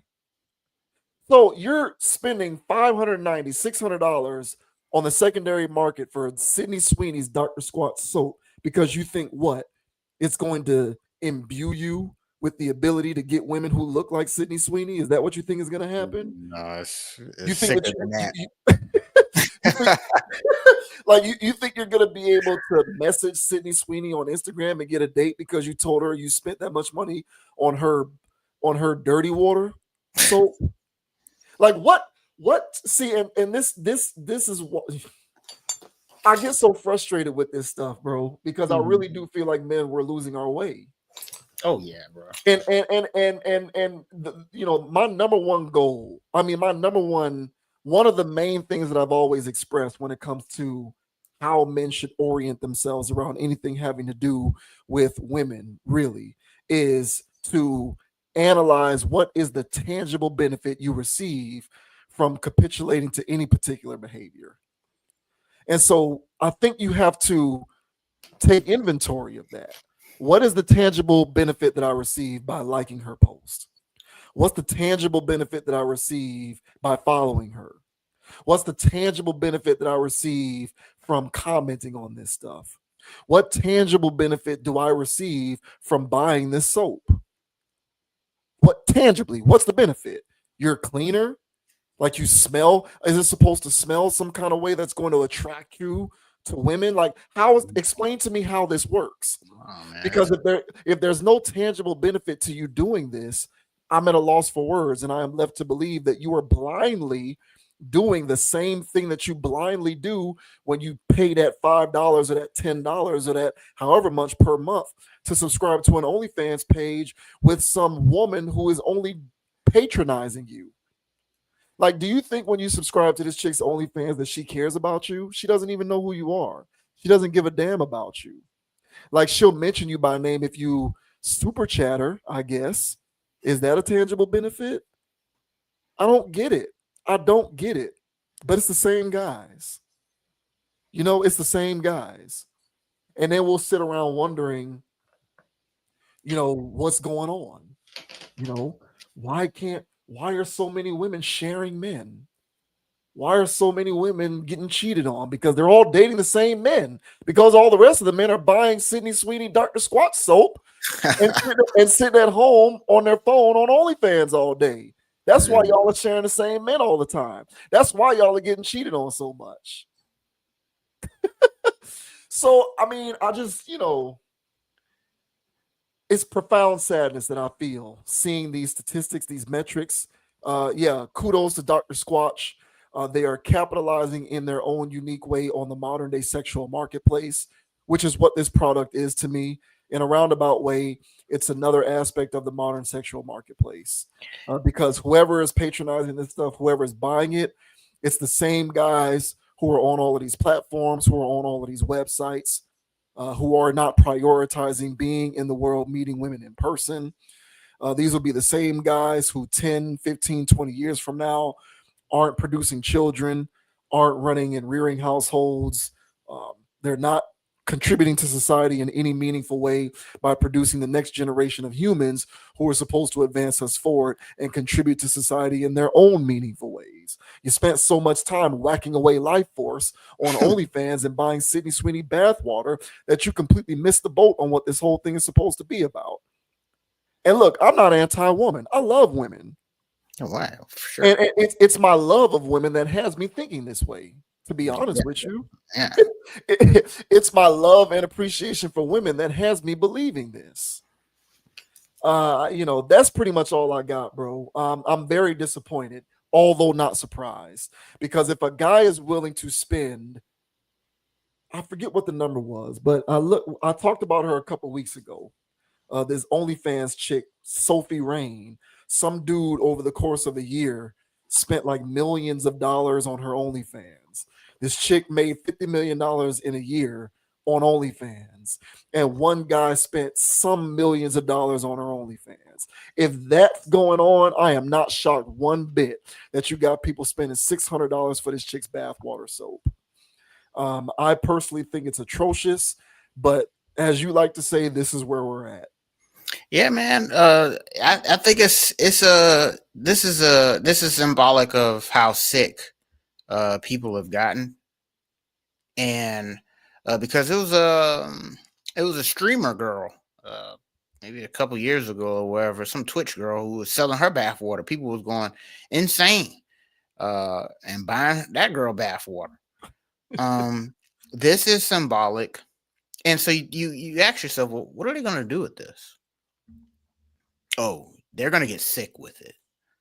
And these are guys with pasty hands. Okay, pasty hands. You know what I'm saying? Don't bathe well. They're too caught up. As you mentioned, whacking away life force. They're too caught up in that vibe. And then blaming women for their problems. Well, naturally, because they're in a space where they're resenting the fact that the women that they want don't want them. It's a sad state of affairs, honestly. So when they went and started watching the corn, they didn't know it had side effects. You go buy a pack of Marlboros, you go buy a pack of Camels and Newports. There's a Surgeon General warning on that. The only warning that you get when you go to those sites is, are you over the age of 18? And so when they watch that stuff, they aren't aware of the side effects. Basically, you're signing up to be an incel. And so the further down that rabbit hole you go, the weirder you look. You go out in public, the vibration's all over you. The girls can feel it from you. You're scared because you can't click on her. This is a real human here. I don't know what to say. So it's that whole weird exchange. Humans are social creatures. When you're locked up in your splat dungeon, you're not getting any type of human interaction. The only DNA that you're ever getting in contact with is your own. You bring Dateline NBC in there and shine a black light, you gotta bleach that whole damn apartment. This is what these guys are doing. And so those guys longing for women DNA would buy it secondhand from somebody else just so he can get close to a celebrity he worships. This is also celebrity worship too. You know what I'm saying? But some of these guys will buy the bathwater of a air quote baddie at a brunch. If this girl looks so good and he doesn't feel like he can get a shot at that, but he would click on that video if she was actually in the video, he would pay for her bathwater just so he can have that girl's DNA on him. I guess he feels like, I guess that's the tangible benefit that I'm speaking of. That's the closest he can get to it. It's sick. That's why I said you don't even want to know what some of these guys are doing with that bar of soap. No, I don't. I don't want to know. You know what I'm saying? So that's where we're at with it, you know. So yeah, man, this is symbolic of how many guys have gone too far. So yeah, it's sad, man. You know, you would want better for society, but this is what's happening. And that's why I said, so it doesn't give me faith in humanity. The hell it does. But if people want to be this silly, there's still people out there willing to spend money on stuff to pay you. So on one hand, I can laugh at it. On the other hand, it's like, well, how can I get paid? How can I get paid from this type of stuff, man? Because you know, not this in particular, but there's people out here that clearly want to throw money away because they're lacking social skills. So hey, man, best of luck to you guys. There's some people bought this ironically, I get it, you know, but the people out there that really bought it because you know, they live in a splat dungeon, you know, I feel for you, man. These are crazy times. I think everybody who bought it is likely living in a splat dungeon. I think the people who were lucky enough to get it retail early were able to get it at a premium price. And the rest of the splackies had to get it on the secondary market because they were too late. They were just a little too late. They were a bit behind the 8 ball. Yeah. The rest of the extreme devotees were smart enough to get it early, which is crazy. Didn't even know that this was happening. I just, this stuff, man. You know, and you know, I'm gonna continue to make videos about this. I am, because it needs to be said. It really needs to be said. This is not about being anti-woman. It's actually the opposite. This is about calling men out for some of the ridiculous habits and behaviors that we are abiding by. We're killing ourselves. We really are. This is terrible. Like, this is the epitome of being a slave to vagina. But this is even worse than like what I call out like the athletes for, because at least when the athletes are being slaves to vagina, they're actually getting vagina. Right. I don't approve of their methods, but at least they're actually getting vagina and touching women in the daylight. This variety of being a slave to vagina is basement dwelling, pasty face, lights off. Yeah. You know, no contact with the outside world, probably haven't hugged or touched a woman in person in years. Just all kinds of weirdo type stuff. To decide, I don't care how much discretionary income you have. There's something wrong with spending $600 on this. This is ridiculous. And I found, to reiterate again, Sophie Rain is one of the more popular OnlyFans people. She's only 20 years old, by the way. She made $50 million in, I believe, 2023 or 2024. And there was a guy named Charles who between 2023 and 2024 sent her $5 million. Jesus Christ. That is the same type of guy who is going to spend $600 on Sydney Sweeney soap. Yep, 100%.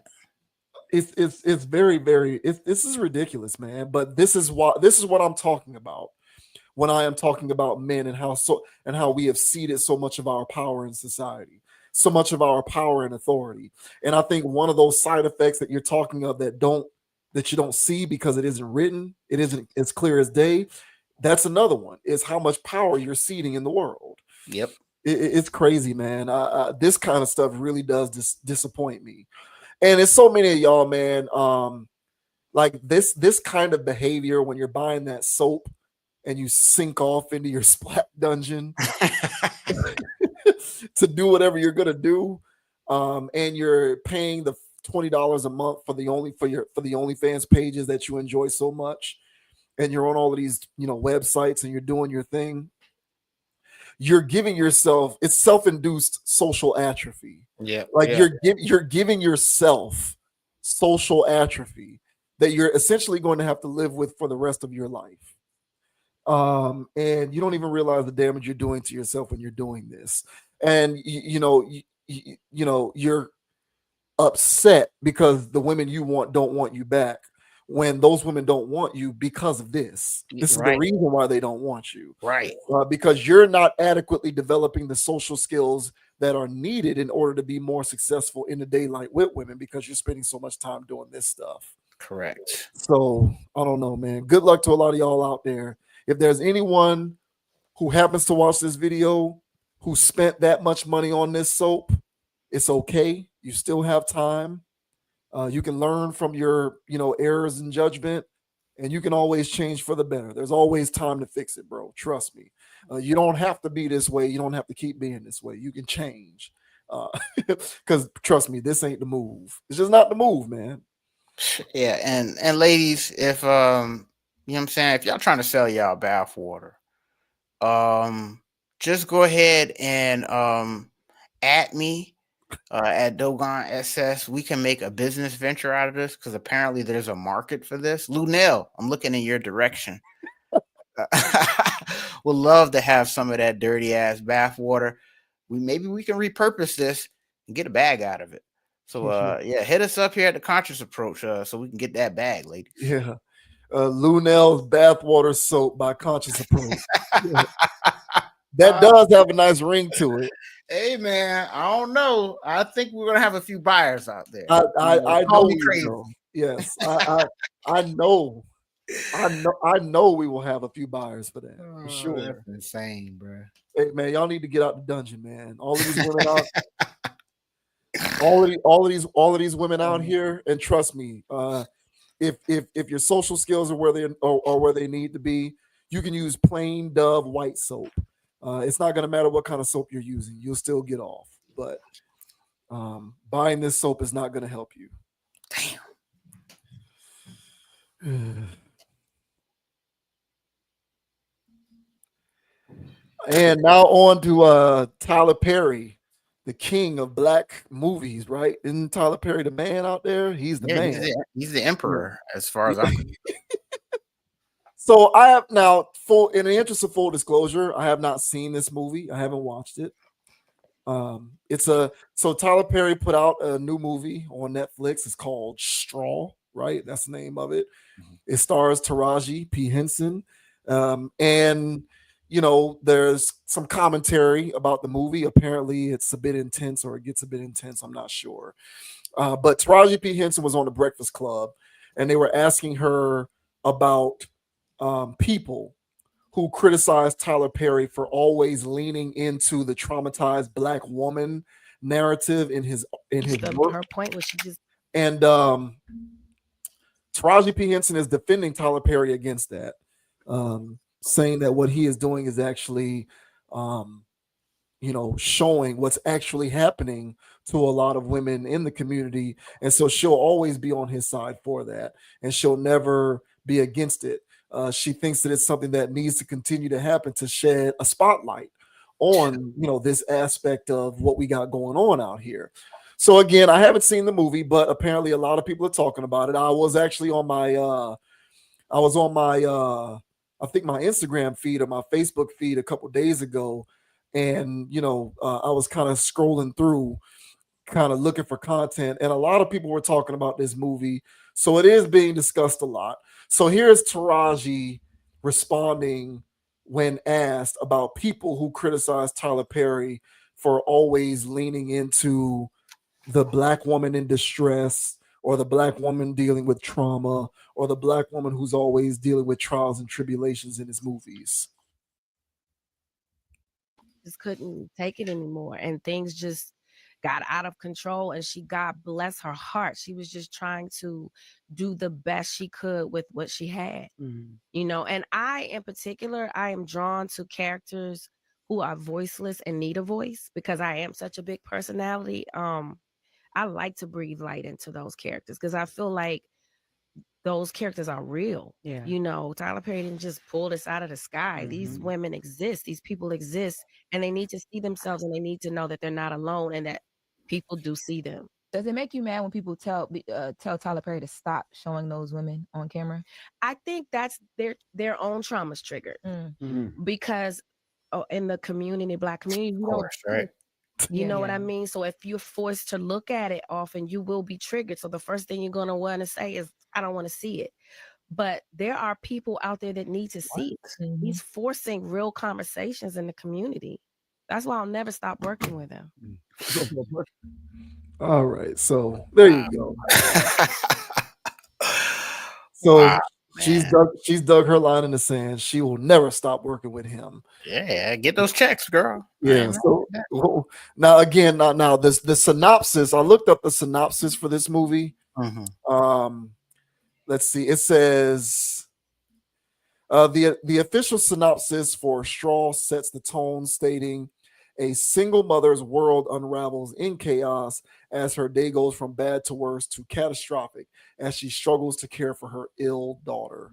Now, I'm going to be honest. I am probably not going to watch this. That's right. I will try to be as reasonable with respect to this topic as possible, given the fact that I have absolutely no intention whatsoever to watch this movie. But in the interest of full disclosure, I did want to put that out there. So not my cup of tea, probably not going to see it.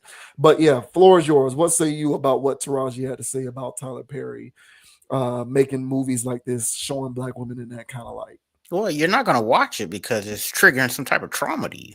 Yes. That's why that's why you don't want to watch it. That's not fair.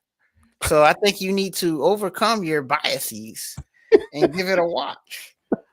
Me personally, honestly, bruh, I don't expect nothing different from Taraji. I mean, this guy just cut her a check. He's been cutting the checks, and from the sounds of it, he will continue to cut her check. So what would she look like, biting the hand that feeds her on Breakfast Club? However, I would say that her point to why she does it is what I have a problem with. It was no point at all that she made there by just flipping it and trying to gaslight me and say that it's triggering some type of trauma in me. That's not what it's doing. That's exactly what it's not doing. For me, I feel as though Tyler Perry found an infinite money glitch in the Black community, targeting Black women and their emotions. Using, because there is trauma in our community. Our women go through stuff. Our men do too. But our women are emotional creatures, much like any other woman. Okay, but they're emotional creatures, and he is preying on the emotions of our women in the community. And he uses these topics about these women going through the things that they go through to basically create a Black Lifetime. It's like a Lifetime movie, but for the Black community. That's the infinite glitch, because Lifetime has been running for the white community for the longest because they prey on women's emotions, white women's emotions and Black women. But predominantly, that's a mainstream plan on emotions. Tyler Perry has said that, hey, let me take the Lifetime formula and put it in over here, and then let me get that glitch. And he found the glitch, and he's been exploiting it. You know, if he does this one jab step pull up, you know, pump fake, and it always get the defender to move, why not keep doing it? It's money in the bank. And so he found an infinite glitch, and he's exploiting it. He found an actress that loves to carry that pain, and Taraji. She loves to be the woman in distress. So if you found a player that knows how to run your infinite glitch system, why not keep employing them? So to me, I don't think this is a situation of Tyler Perry highlighting various scenarios in our community to shine light on it to make our community better. I think that this is him shining light on the fact that we do have trauma in our community, but he's using it to exploit. The last thing I'll say is that the reason why it's exploitation and not progression or elevation is, and yes, I'm pretty sure that these things all have positive endings and, you know, whoop-de-whoop-de-whoop. But my problem with these types of movies is that they aren't showing us the other side of the coin. Like, it's not a balanced situation. And so then he's not, I'm pretty sure somebody's going to put in the comment section, are you kidding me? He has a TV show or a movie where these people are black and successful and they got high rises and they own businesses, and y'all don't want to watch that, or y'all want to listen. Don't play with me. Don't play with me. You know what I'm talking about. And it's not balanced. And if you want to put those 3 or 4 handful of things compared to the rest of the stack of his stuff that's talking about all of this trauma, it's not balanced. And my problem is that it's not balanced. So yes, he has his own studio. Yes, he's employing black people. Yes, he's doing all these other things that anybody else can sit there and say, well, what are you doing? You know, you're just sitting there critiquing him. Yeah, but at the same time, I'm not using all of that power to put out an energy set that basically says that this is all our people are. And so that's what I feel like overall his movies tend to do. It keeps us in a certain vibration, and it doesn't elevate us, I don't believe. And so watching Taraji P. Henson go through trauma and, you know, to go through this stuff to get her baby well, you can try to say that this signifies black woman strength, a single mom and stuff like that. But why are we always being portrayed like this? To me, this is no different than a slavery movie.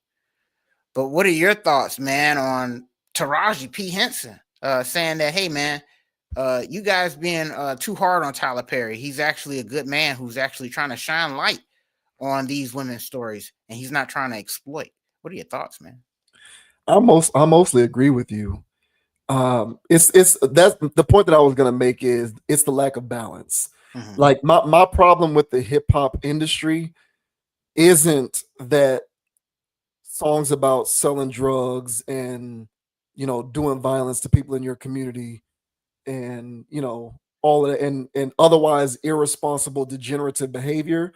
Like, my issue isn't that such music is made.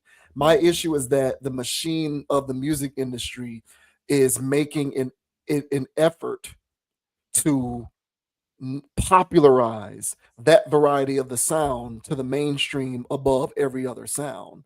There's other aspects of hip hop that are being created, but it isn't bore to the forefront the way that some of the more ignorant, you know, tone deaf, violence stricken street stuff is brought to the forefront. So the only thing that I request is for a more balanced representation of the music. If I am to believe that hip hop is synonymous with African American culture, but hip hop is being mainstreamed singularly in terms of its tone, then I am left to believe that I must accept that that singular tone is synonymous with the entire culture. And since I don't accept that, I reject the idea that that is our culture. I've said this a million times. If there was a more balanced representation of the mainstreaming and popularization of the music, I'd take less of an issue with the notion that that ubiquitously amounts to our culture. But that's not what we have going on. I don't care what playlist you look up, you can go on Spotify, Apple Podcasts. The top songs in any hip hop playlist or stream are going to be from the same artists who largely talk about the same subject matter. And some of the rappers who do not talk about a lot of stuff, who don't talk about street stuff all the time, who don't glamorize violence or selling drugs to the community, are downplayed and they get relegated to being underground or indie artists or artists to which you have to be a hardcore fan to follow their work because they're not given the same mainstream platform that other rappers are given. There's a few exceptions, but for the most part, that's the state of affairs. So you just need a balanced representation of the music in order to more accurately display the rich tapestry that the music represents. Mm-hmm. And I feel like that's the criticism that I have, at least, of Tyler Perry. Sure, he's done his comedies here or there. You know, I guess that's supposed to be his balanced representation, is his comedy work.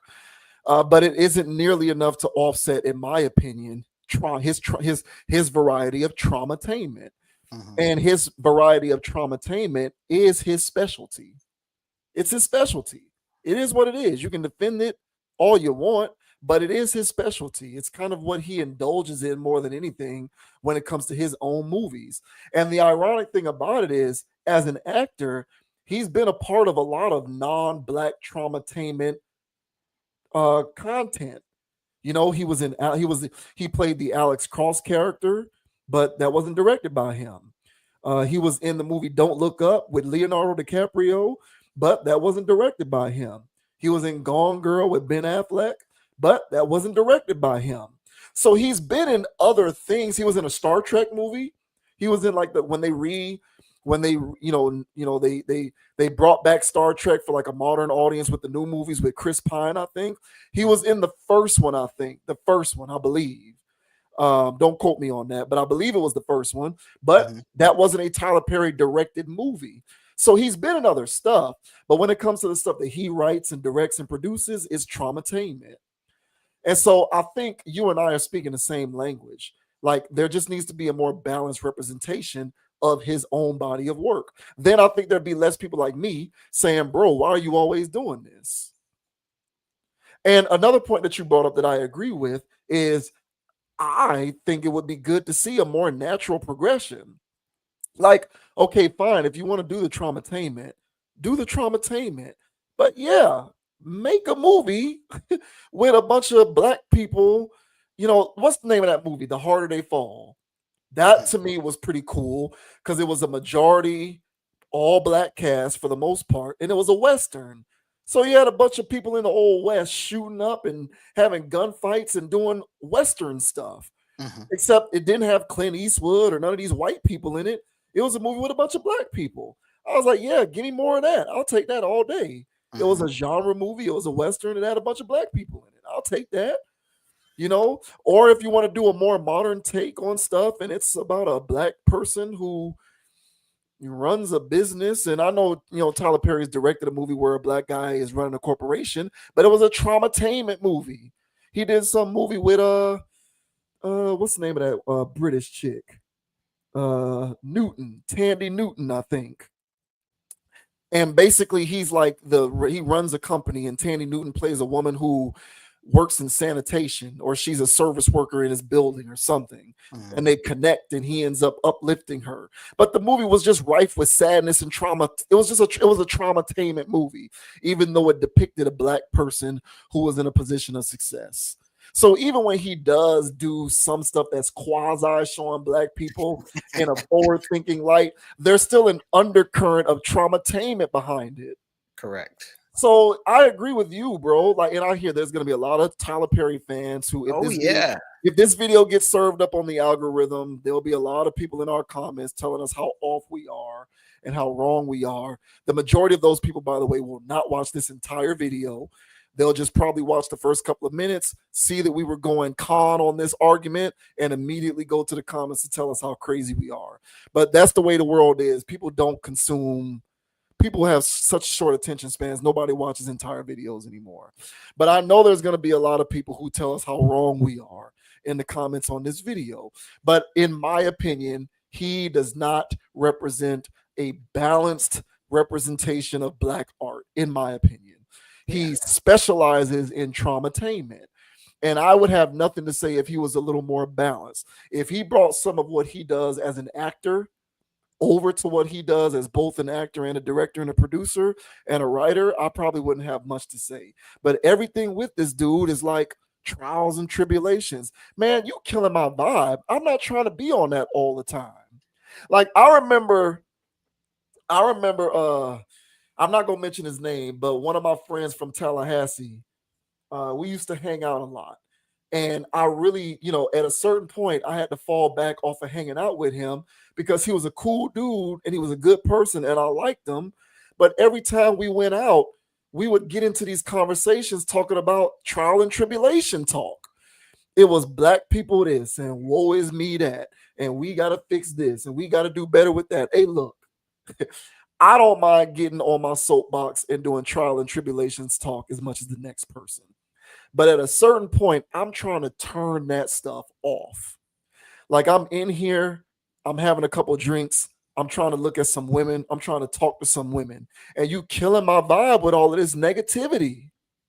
So, when we at the crib or we at the basketball court or we at the barbershop, yeah, let's get into it.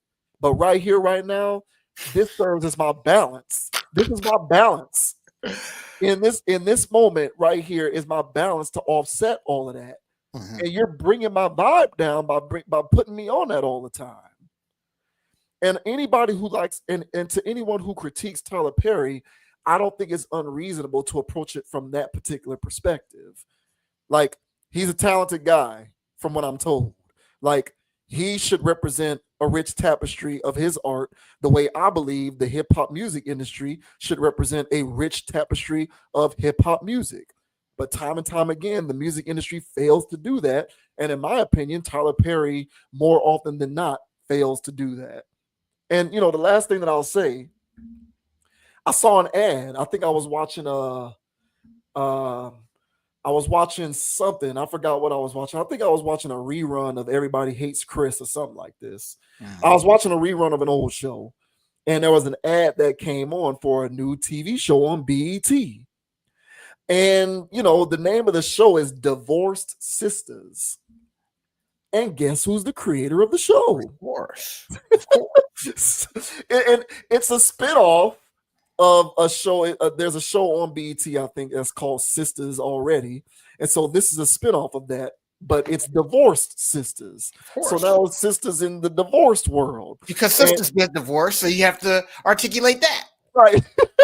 So the synopsis is Divorced Sisters is an upcoming American comedy drama television series created and produced by Tyler Perry and starring LaToya Luckett. Shouts out to LaToya Luckett. It's a spinoff of BET comedy drama Sisters and premieres on BET on June 10th. And let's see. It follows 5 close friends, Rashida, Geneva, Naomi, Tiffany, and Bridget, as they navigate life, love, and the challenges that come with divorce, marriage, and dating. Of course. So everywhere you look with this dude, it just seems like he propagates traumatainment more than anything else. Towards women. Yeah. And I agree with you. I think that that's his specialty.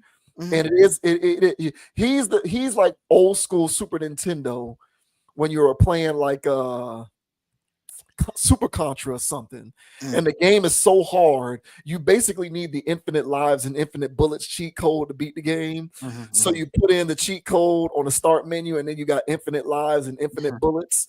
Tyler Perry is the Super Contra cheat code for Black traumatainment. It's just infinite spamming of some aspect of Black trauma. Yeah, it's divorce, abuse, neglect. All of that. And it's just like, all right, bro, you killing my vibe at this point. Like, offset it with some balance. And I don't think that that's an unreasonable take. Yeah, but here I am. And here you are. You're tearing down a Black man that's out here making money, employing other Black people. All right. Speaking on things that happen in our community to give us power and to make us stronger by always talking about the negative. As you mentioned, man, you know, there's somebody that while you're at work, they're always complaining. You're in the break room, they're always complaining. Yeah, y'all got to do this job. But they're always complaining. They always got an excuse. They always this, always that, always that. That person doesn't move. They don't get anything done. In life, when you're always talking about the trauma, as you mentioned, hey man, there's a time and a place for that. Yes, on the conscious approach, people say we always talking negative and stuff like that. We bring up the negative stuff to balance it out with a different mindset. We're not on here always complaining. We're bringing stuff up to shine light on things on the other side. Like, hey, you know, we're genuinely doing that. I brought up Tyler Perry. We're bringing up Tyler Perry, not to simply dunk on him, but to show people that people like Tyler Perry, all right, are a wolf in sheep's clothing, in my opinion. People like him don't get on. People like Lee Daniels don't get on unless they are doing the bidding of making sure people stay in a certain vibrational set. I told you, these Tyler Perry movies are no different than slave movies, in my opinion. Yeah. They are constructed to keep the people in a certain vibrational set. No Negroes out of space yet from Tyler Perry. This guy is a funny dude. Tyler Perry's a funny human being. Those Medea plays and stuff, he had me rolling when the VHSs and stuff, we were sitting there watching it when the thing first came. This is a funny man. Every once in a while, whenever I'm glancing at his content, there's a one-liner here or something there, and it's like, yeah, that's a funny dude. So he has a level of talent to himself, but he is using that, in my opinion, not to show us a way out. He's showing, he's highly articulating trauma. Taraji P. Henson said nothing different than he's making content that authentically represents our community. She said that in a roundabout way, that he's making content that authentically represents Black women. Yeah. And it doesn't. And so I wonder what that girlfriend's divorced show is going to be about. I wonder how that's going to show Black men. And I'm the one tearing Black men down.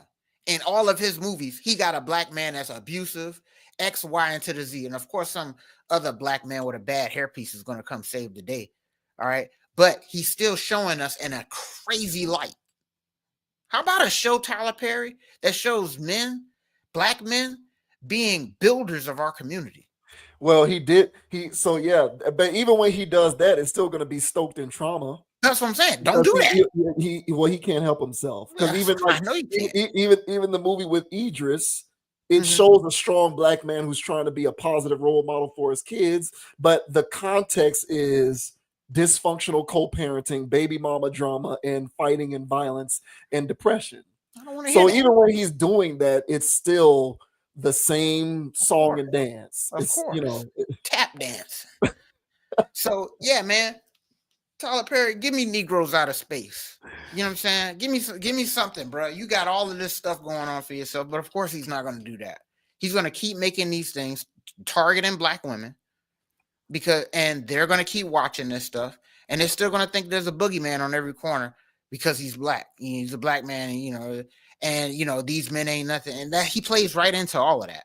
You know what I'm saying? And that a good man ain't always a Tyler Perry good man. Last thing I'll say. Because those Tyler Perry good men are some ducks. Those are some ducks. Ain't nobody walking around like that. You know what I'm saying? Good men, there's a ton of good men. And we don't walk around like that. We don't act like that. We're regular. But all the regular guys in his stuff are the abusive arseholes. You know, but then there's always some white knight in shining armor coming through, you know what I'm saying? Super simping hard. I'm over this guy. So, hey, guys, you know what I'm saying? Throw something at me and throw tomatoes at me in the comment section, man. I just don't get it, or I'm a hater and I'm tearing down a Black man because I ain't got what he got. Man, blah, please. Blah. Yeah, blah, blah, man, blah, please. Blah. You can take that because I'm not surprised. Here you go. I'm not surprised you thinking like that because you watch his movies. Get over it. Get out of that vibration. and start watching his TV shows too, because that show, The Oval, I think that shows his The Oval or whatever, and it's about black people in the White House. Ain't nothing but drama and mess there. It's messy TV. Get over it, man. I'm over this clown. Taraji, you've been on my short list anyway. You can kick rocks with him. That is his show. Yeah, The Oval. That is his show. A messy ass show. It's black people in the White House. It's messy as hell. My old lady was sitting there watching it. My old lady was watching it. I'm like, what the hell is this? Tyler Perry? This is crap. Man, get out of here, man. He got black people. He got black people in the White House, and you saying he only did you watch it? It's trash. Come on, man. Give us some Negroes out of space that's balling hard and exploring other worlds. I agree. Until then, bro, kick rocks, bro. Yeah, I agree. I think to buy into the idea that is, I do believe that. I don't know how, I wouldn't say most, but I do believe a lot of people who are fans of his work, they buy into the idea that is an authentic representation of the black community. Of the black struggle. Right. Yeah. But the thing about it is, like, black people at this point, man, it's 2025. Not only are all of us not deeply entrenched in our traumas, not only is that not the case, but it's also the case that many of us are moving beyond that and just living in a higher vibrational plane where we're not beholden to those traumas. But I feel like if you keep watching that, it gives you sort of a subconscious excuse to languish in the trauma and think that you can't overcome it, or that it is a part of who you are and you can't do nothing about it. Right. But yeah, I don't really buy it. But again, my central point, my central issue with him is there's just no balance to what he does. And I always will champion balance. Even somebody who doesn't do black traumatainment, but their movies or their stuff is always the same, I call that out too. Yeah. I'm always going to call out a lack of balance. I'm always noticing of imbalance. And so he's imbalanced with the representation of his art and his stuff. And yeah, I just think it's just, it's 50 Cent saying power authentically represents black and Latino communities. Mm-hmm. And, and her saying that is a roundabout way of saying Tyler Perry's work authentically represents the black community, specifically black women. So yeah. Hey, Tyler Perry fans, come at me, bro. You know what I'm saying? Throw those tomatoes. I'm right here. They're going to throw them. They're going to throw them. I can't stomach that stuff, man. I that's why I said I'm not gonna watch it, so it is what it is. That's why I didn't want to comment on the movie itself because I haven't seen it and I never will, but it's very consistent with his body of work. So I feel like the critique is fine because it's very consistent with what he's been doing his entire career. Exactly, bro. You seen one, you seen them all, bro. Yeah. Seriously.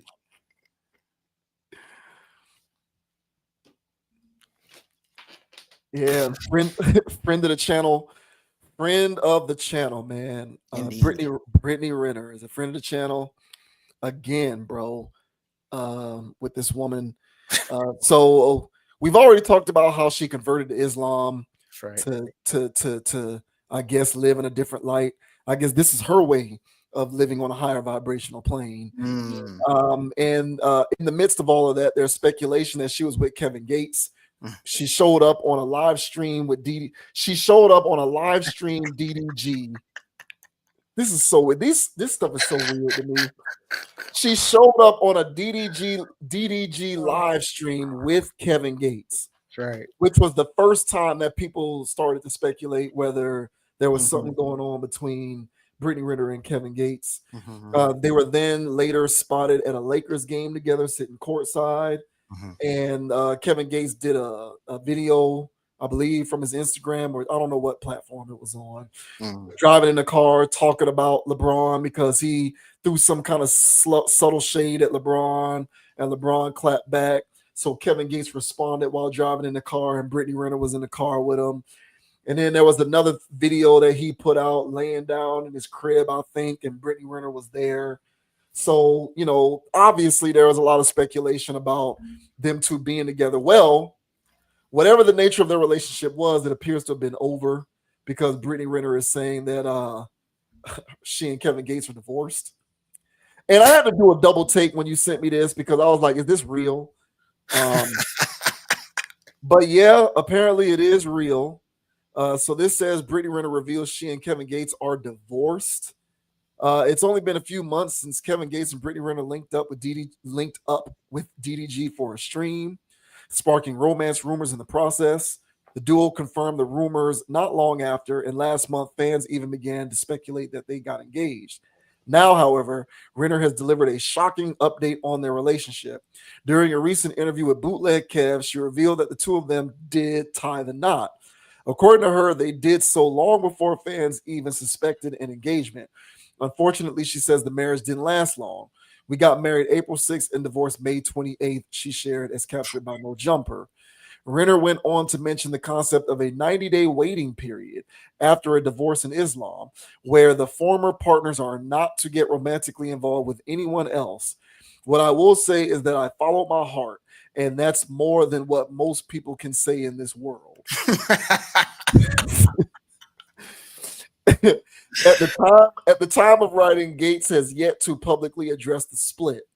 So here is Brittany Renner with her word salad. We got here's Brittany Renner word salad here.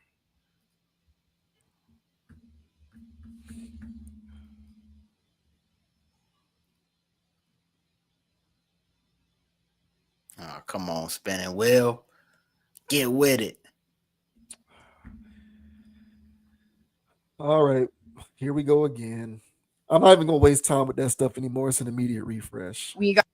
All right, once again, here is Brittany Renner with her word salad. We got married April 6th and divorced May 28th. So you're divorced? Yes. But there is a 90-day waiting period in Islam where it's basically you have 90 days to see if you're pregnant because then he would be responsible, right? And then also in those 90 days, it's for reconciliation because Allah wants you to stay married. And then during those 90 days, you are not to entertain anybody romantically. So what I will say is that Islam has made my life a lot easier. I think even with this transition and, things changing, right. Honestly, it's like, I don't think anybody gets married to not stay married. So I think my biggest thing for me is this is a nice 90-day reset, just focusing on myself and pouring into myself. And what I also will add is that I followed my heart, and that's more than what most people can say in this world. All right, so there's Brittany Renner word. There's Brittany Renner word salad. Oh man, Renner and Gates' relationship may have been short-lived, but it still managed to stir up a great deal of controversy. When they first hard launched it, for example, a woman named Persia came forward. She alleged that she had been in a relationship with Gates when all this went down, accusing him of being dishonest and disregarding her feelings. She even posted audio of her confronting the rapper over the phone. You turn Muslim because it's a trend, and it's honestly a mockery to the religion, Persia said at the time. Brittany, you preach that you don't want to deal with a man who deals with multiple women, yet you're dealing with one. You literally turn to Islam because you're on your last leg. Despite this, Renner seemed to be head over heels for Gates, telling People Style in May that he was the most beautiful person inside and out. So, what you got on that, bro? Hey man, this is absolute comedy, man. What a grifter. She couldn't help herself. She just really couldn't help herself. Didn't take long. Didn't take long for her old ways to challenge her religion. So, first of all, didn't know she was married. And of course, who would have known? Because they've only been married for, according to her, for a month. You know what I'm saying? Not even a full 2 months. So that's the same time frame of a regular standard situationship. So so she can cap and tell us that she was actually married during that window, which they probably did on some weird stuff. Whether they got actually married or not, I don't know, nor do I necessarily care. But the thing is that she's going to tell the internet that because of this new persona and personality she has. And then everybody's going to wonder, what was that little thing you had going on with Kevin Gates? And her excuse is, and it will be, that I was married. And for her next situationship, it's going to be the same thing. And when that doesn't work, she's going to, again, tell us that she's following her heart.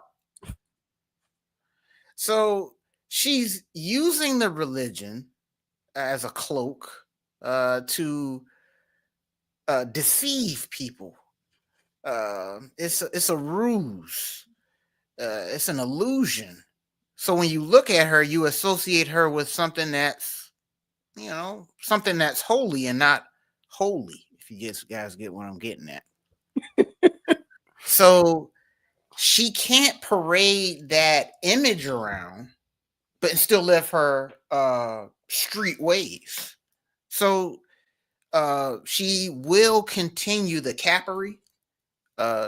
She will, every time she's in these situationships, she's going to throw Islam around and all of these rigmaroles to, murky up the waters for her plausible deniability. And yeah, man, her shtick has already ran its course. I didn't think that this was going to last long. It sure enough didn't. Kevin Gates, of all human beings, that really shows you where her mind's at. All right. And of course, it didn't last long. And so, yeah, shout out to Bootleg Kev for keeping a straight face there. I would have been laughing right in her face, just like I was laughing here. Like, come on, you want me to believe this? So I don't play around with spirituality. I'm not going to sit here and judge hers, but it looks like she's playing with hers. All right. But what are your thoughts, man, on Brittany Renner allegedly getting married to Kevin Gates and then breaking up? And apparently he splat raw because now she has to wait 90 days to see if she's pregnant or not. What are your thoughts, bro? Well, if they were married, I didn't know that either, but if they were married, I would assume he would be hitting it. I would assume he would be hitting it raw if they were actually married. Hysterical. Yeah, my feelings on this remain unchanged. This transition that she is currently in the midst of, I don't want to take it away from her, but there's an aspect of it that feels there's an aspect of it to me that feels inauthentic because she's trying to still be an influencer. Yeah. And that's the part about it that I don't like. Like I at the end of the day, I feel like we are who we are. And I think that no matter what religious conversion she undergoes, she's never going to be able to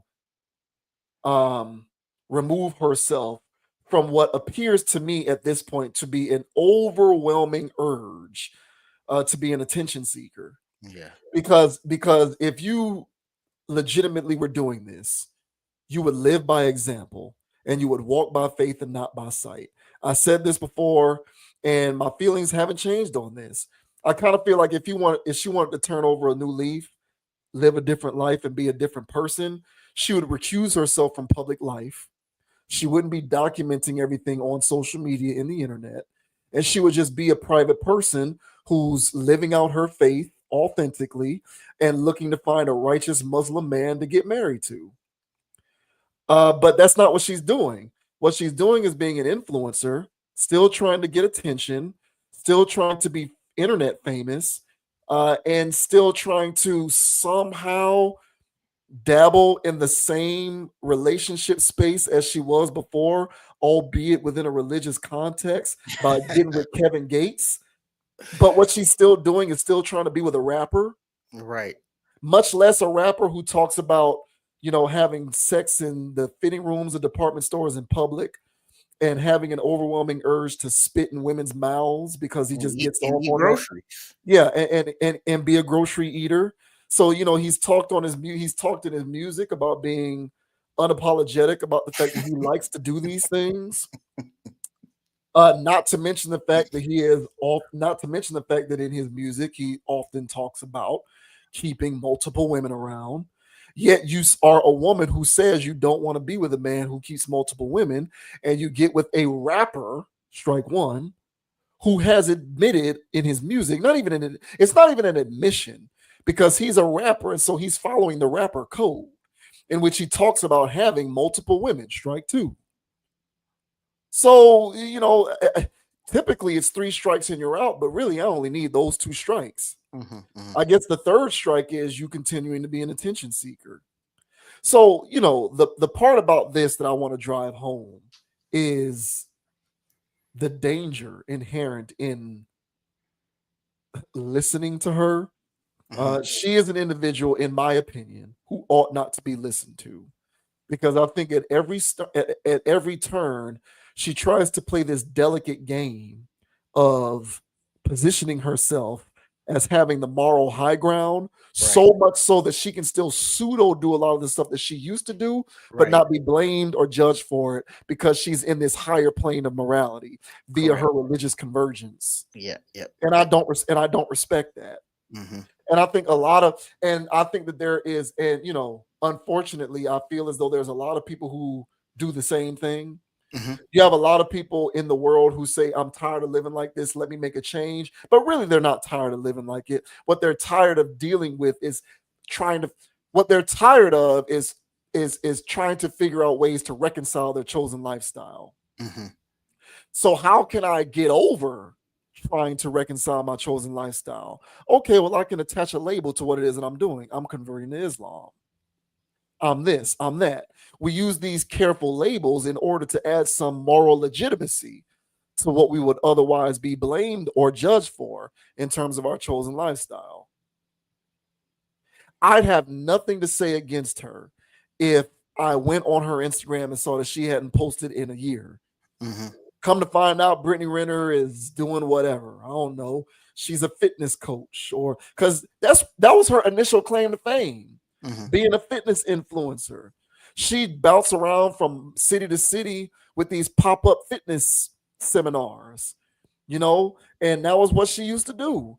And somehow she parlayed that into being an industry slore. and she got her feel of being an industry slore so much that now she's converted to Islam. But you're still trying to get with rappers. Right.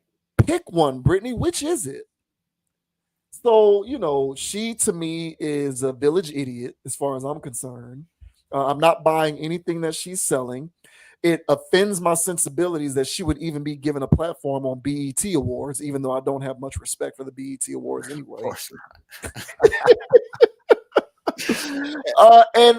People need to stop affording her a platform to spout her ridiculous ideology, because she is just another person who doesn't know who or what she wants to be. Yeah, man. Well said, man. But I think what Brittany is first of all, she's absolutely hilarious. She gives me very genuine chuckles. And also she represents an archetype of person who, like you mentioned, struggles with the lifestyle they chose. So they create a public persona that gives them plausible deniability, or gives the viewers by force a new way of looking at them. Because even then, there's part of this where we have to still dance around the fact that, hey man, this could be a real religious conversion attempt, because there's something in us that have a conscience that we go, hey, we still got to respect a spiritual journey. Not everybody's perfect. We still got to do that. And that's the menacing part of this. That is what people would go. That's how far some people would go to make themselves look better. And to me, these examples, as you mentioned, of dealing with a rapper, and all this other stuff, this is like, hey, look, man, you are falling, you're doing the same thing, but now there's just this stuff where it's like, oh, you was only married for 90 days. You don't even married for 90 days. You was married for a month and a half. Right. And that's the length of a regular standard situationship. So now you're going to be running around here, ex-wife 3 or 4 times over, and to keep the cap going? Like, how long do you think people are going to keep buying this? So it's not like I necessarily bought it, but again, this is the extent certain people would go through to onto people that have a conscience that were already judging her. You know what I'm saying? Because she made her life available for everybody to judge. So people were judging that. She didn't like that. So she had to come up with something to put a blockade and a barrier, you know. And, you know, if you respect your own religion or your own spirituality, you're not going to sit here and attack somebody on their spiritual journey. And that's sick. But we're dealing with a very narcissistic person here. Yes. All right. And so you got to be mindful that, you know, as you like to say, man, tigers don't change their stripes, man. And to me, this girl here is just trying to pull on the internet. So sorry, Brittany, not buying it. You fell right into the same thing I thought you would have fell into. Won't be surprised if 6 months to a year later, we're going to see you not even maybe sometime this year, you know, which is still 6 months, but you might find yourself into another situationship with another person, you know, that's a rapper guy that's Islam, and we're going to play the same game. But it is what it is, man. There's real women out there that's really standing on Islam, and they'll move like this. Yeah. And that's the travesty of it all. So if you really ain't about that life, go put it back in the closet. All right. And just say, hey, I gave it a try. You know, I still practice a little bit, but you know, all this whoop-de-whoop, all this capping and saying because I'm Islam, because I'm this, because I'm like, enough, Brittany. But hey, we're gonna bring it up again.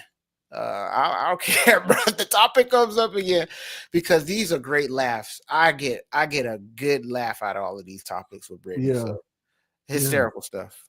It's become a running joke. It has become a running joke. Like literally, it's like again, man, this is becoming comical. Yeah. Yeah. I don't know. It is what it is, man. I hope she finds peace because I just really feel like I don't know her from a can of paint, but her moves are erratic, in my opinion. Very and much. they reek of an individual who is internally struggling with trying to come to terms with who they want to be and what that means in relation to who they are. I feel like that's what she's going through because it's like, listen, get with a righteous Muslim man. Why does it have to be a rapper? Right. And why is it Kevin Gates? Why are you still trying to be an influencer? Why are you still all over people's feeds and timelines? This is just weird to me. So, hey man, she wanted that salad tossed. That's what it was. Yeah. And let us know down in the comment section, guys. Is grocery eating haram in the Muslim religion? I would love to know that, man, because I don't feel like that's protocol over there. I don't feel like that's how they get down. You know what I'm saying? But let me know. I would love to hear that.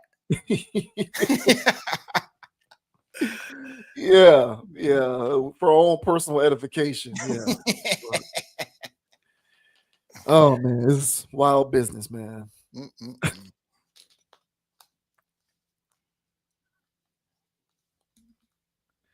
Last but not least, we are going to get into a fallen giant.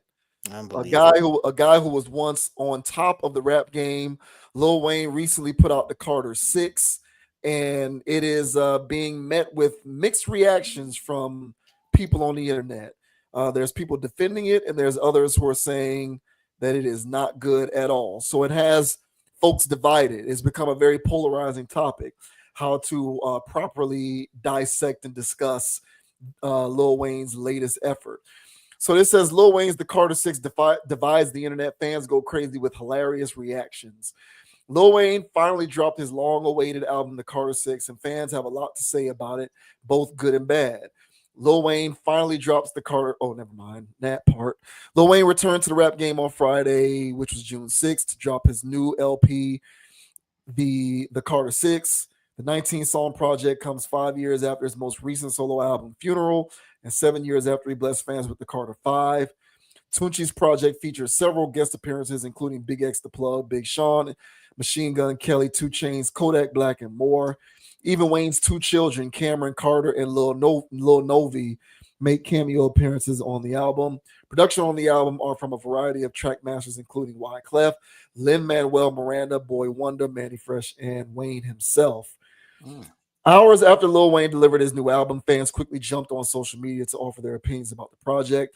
While there are many fans that love the sound, which is a mix of Weezy's usual rap style combined with him singing, a lot of people were disappointed with the production. Poor beat selection, no cohesion, better served as a mixtape, wrote one fan on X. Lyrically good, but it's just all over the show. His team and his own accord have let him and the project down, he added. More cons than pros. The highlights are noteworthy, but overall, 4.5 out of 10. What the F are these beats Lil Wayne got on Carter 6? He can't be for real, bro. Question another person. Some people felt it's time for Lil Wayne to hang up the microphone and retire from rap. Don't get it twisted. Lil Wayne is a legend. He's dropped some classic mixtapes and great albums, but y'all got to stop acting like this is 2008. Everyone falls off eventually, and this might be Wayne's time. Damn. However, there are many positive reactions to the Carter 6 album. I can't understand all the hate behind this album. This is Wayne's best album since I Am Not a Human Being 2. There's literally 2, maybe 3 skips on the whole album. The production is unapologetically Lil Wayne. It's a weird album, and I effing love it. Fans also poke fun at Wayne with some hilarious memes. One person shared a meme of Young Jock's black and white crying video to show his tears of disappointment for the Rap Vets project. Lil Wayne, we need to talk. And then there's that meme of Young Jock crying. Me, if someone says Lil Wayne, the Carter 6 is mid. So this is somebody who's like that was a Will Smith Chris Rock slap. Man, Lil Wayne needs better friends because this album should have never seen the light of day. Also, the production is actually atrocious. What was that? And that's another gift there. Back in my day, Lil Wayne and Kanye used to put out good music. So there is that. I enjoyed the Carter 4. How people, I think this person meant 6, but they can't type. I enjoyed the Carter 6. How people didn't like the Rock the Bell sample.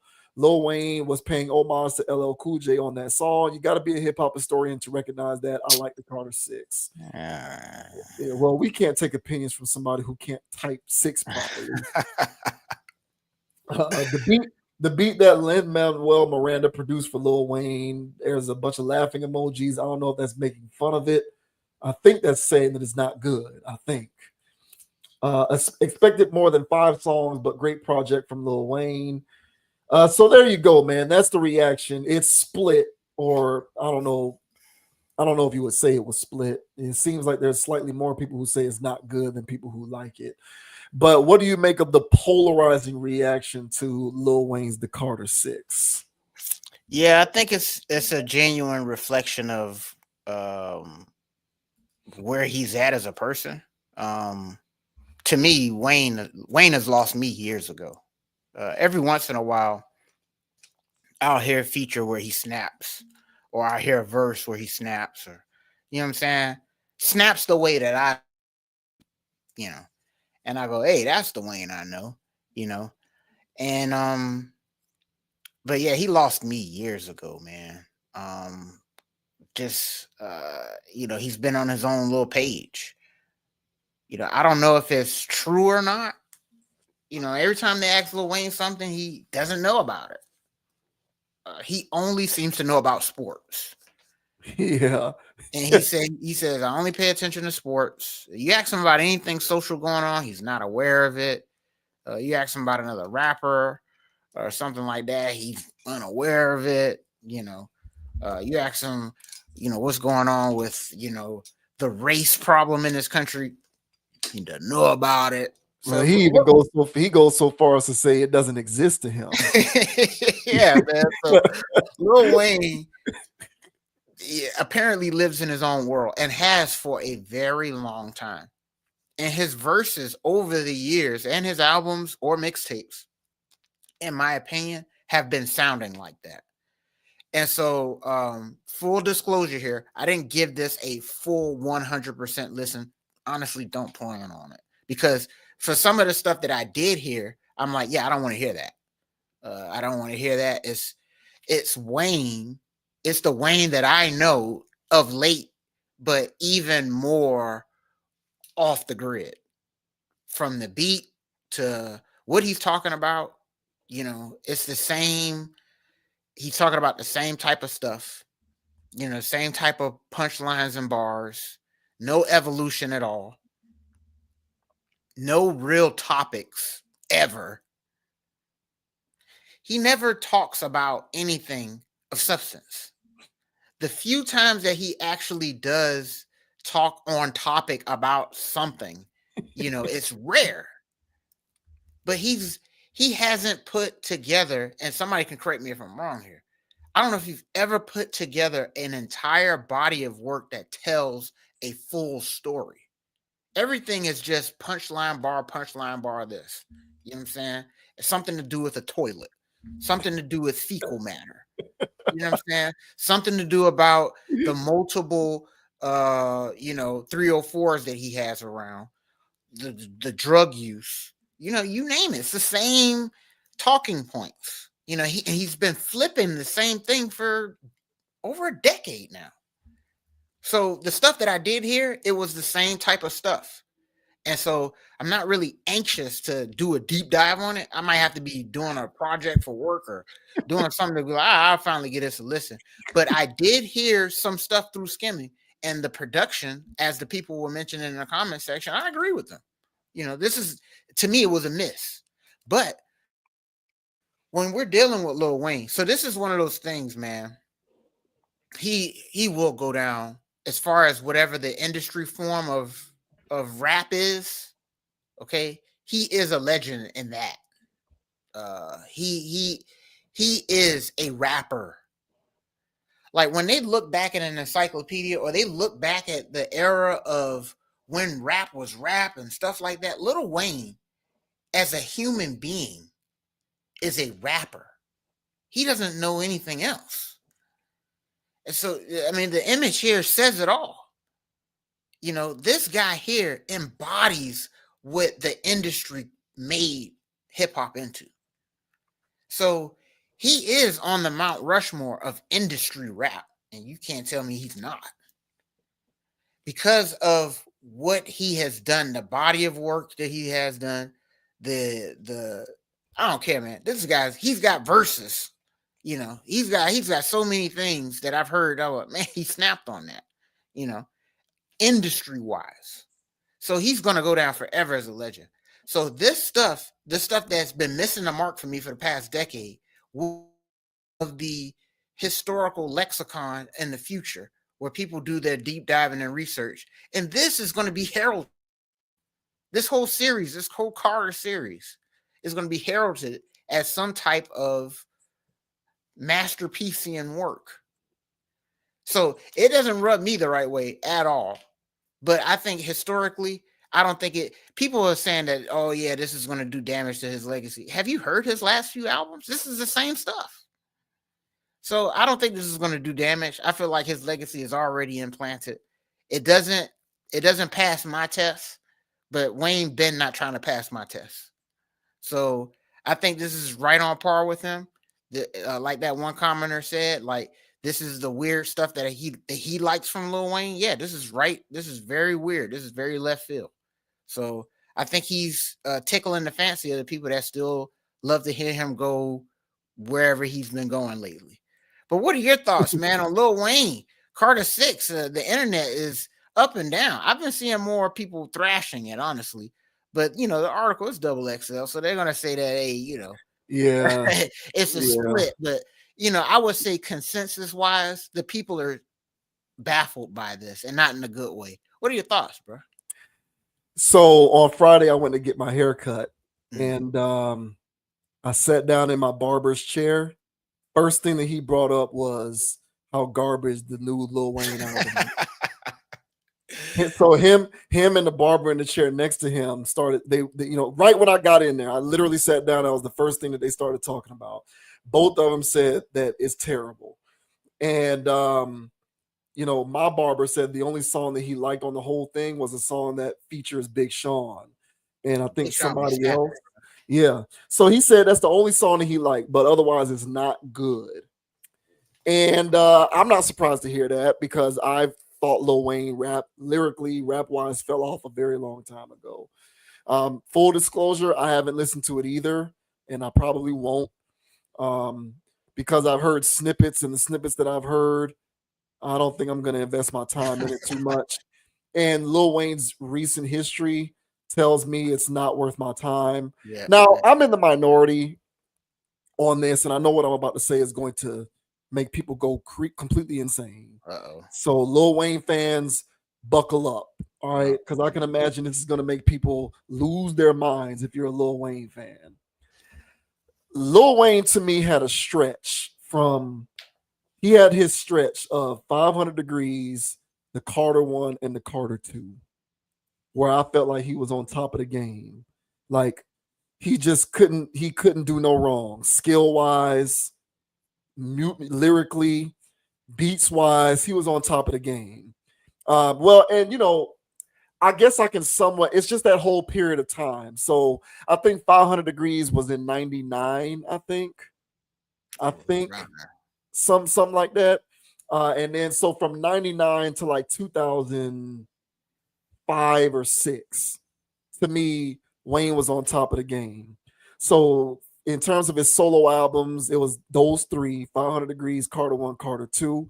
And then you can throw in the Like Father, Like Son, because that was also around that period of time. The one he did with Birdman. That was a period of time where I was like, damn, Wayne can really do no wrong. The fall off to me with him was immediately after that. I thought, me personally, his apex was the Carter 2. I didn't like the Carter 3, which that's the part that I think is going to drive people crazy, because I think most people look at the Carter 3 as his best body of work. It was definitely the most commercially successful. And I think, if you do a poll and ask most people which of these is the best Lil Wayne album, I think the Carter 3 would probably poll the highest. I think most respondents would say Carter 3 is the best one. I thought that the Carter 3 was the start of the fall off. I thought the Carter 2 was the apex. Carter 3 is when he started to sound weird. He would do the super duper flow all the time.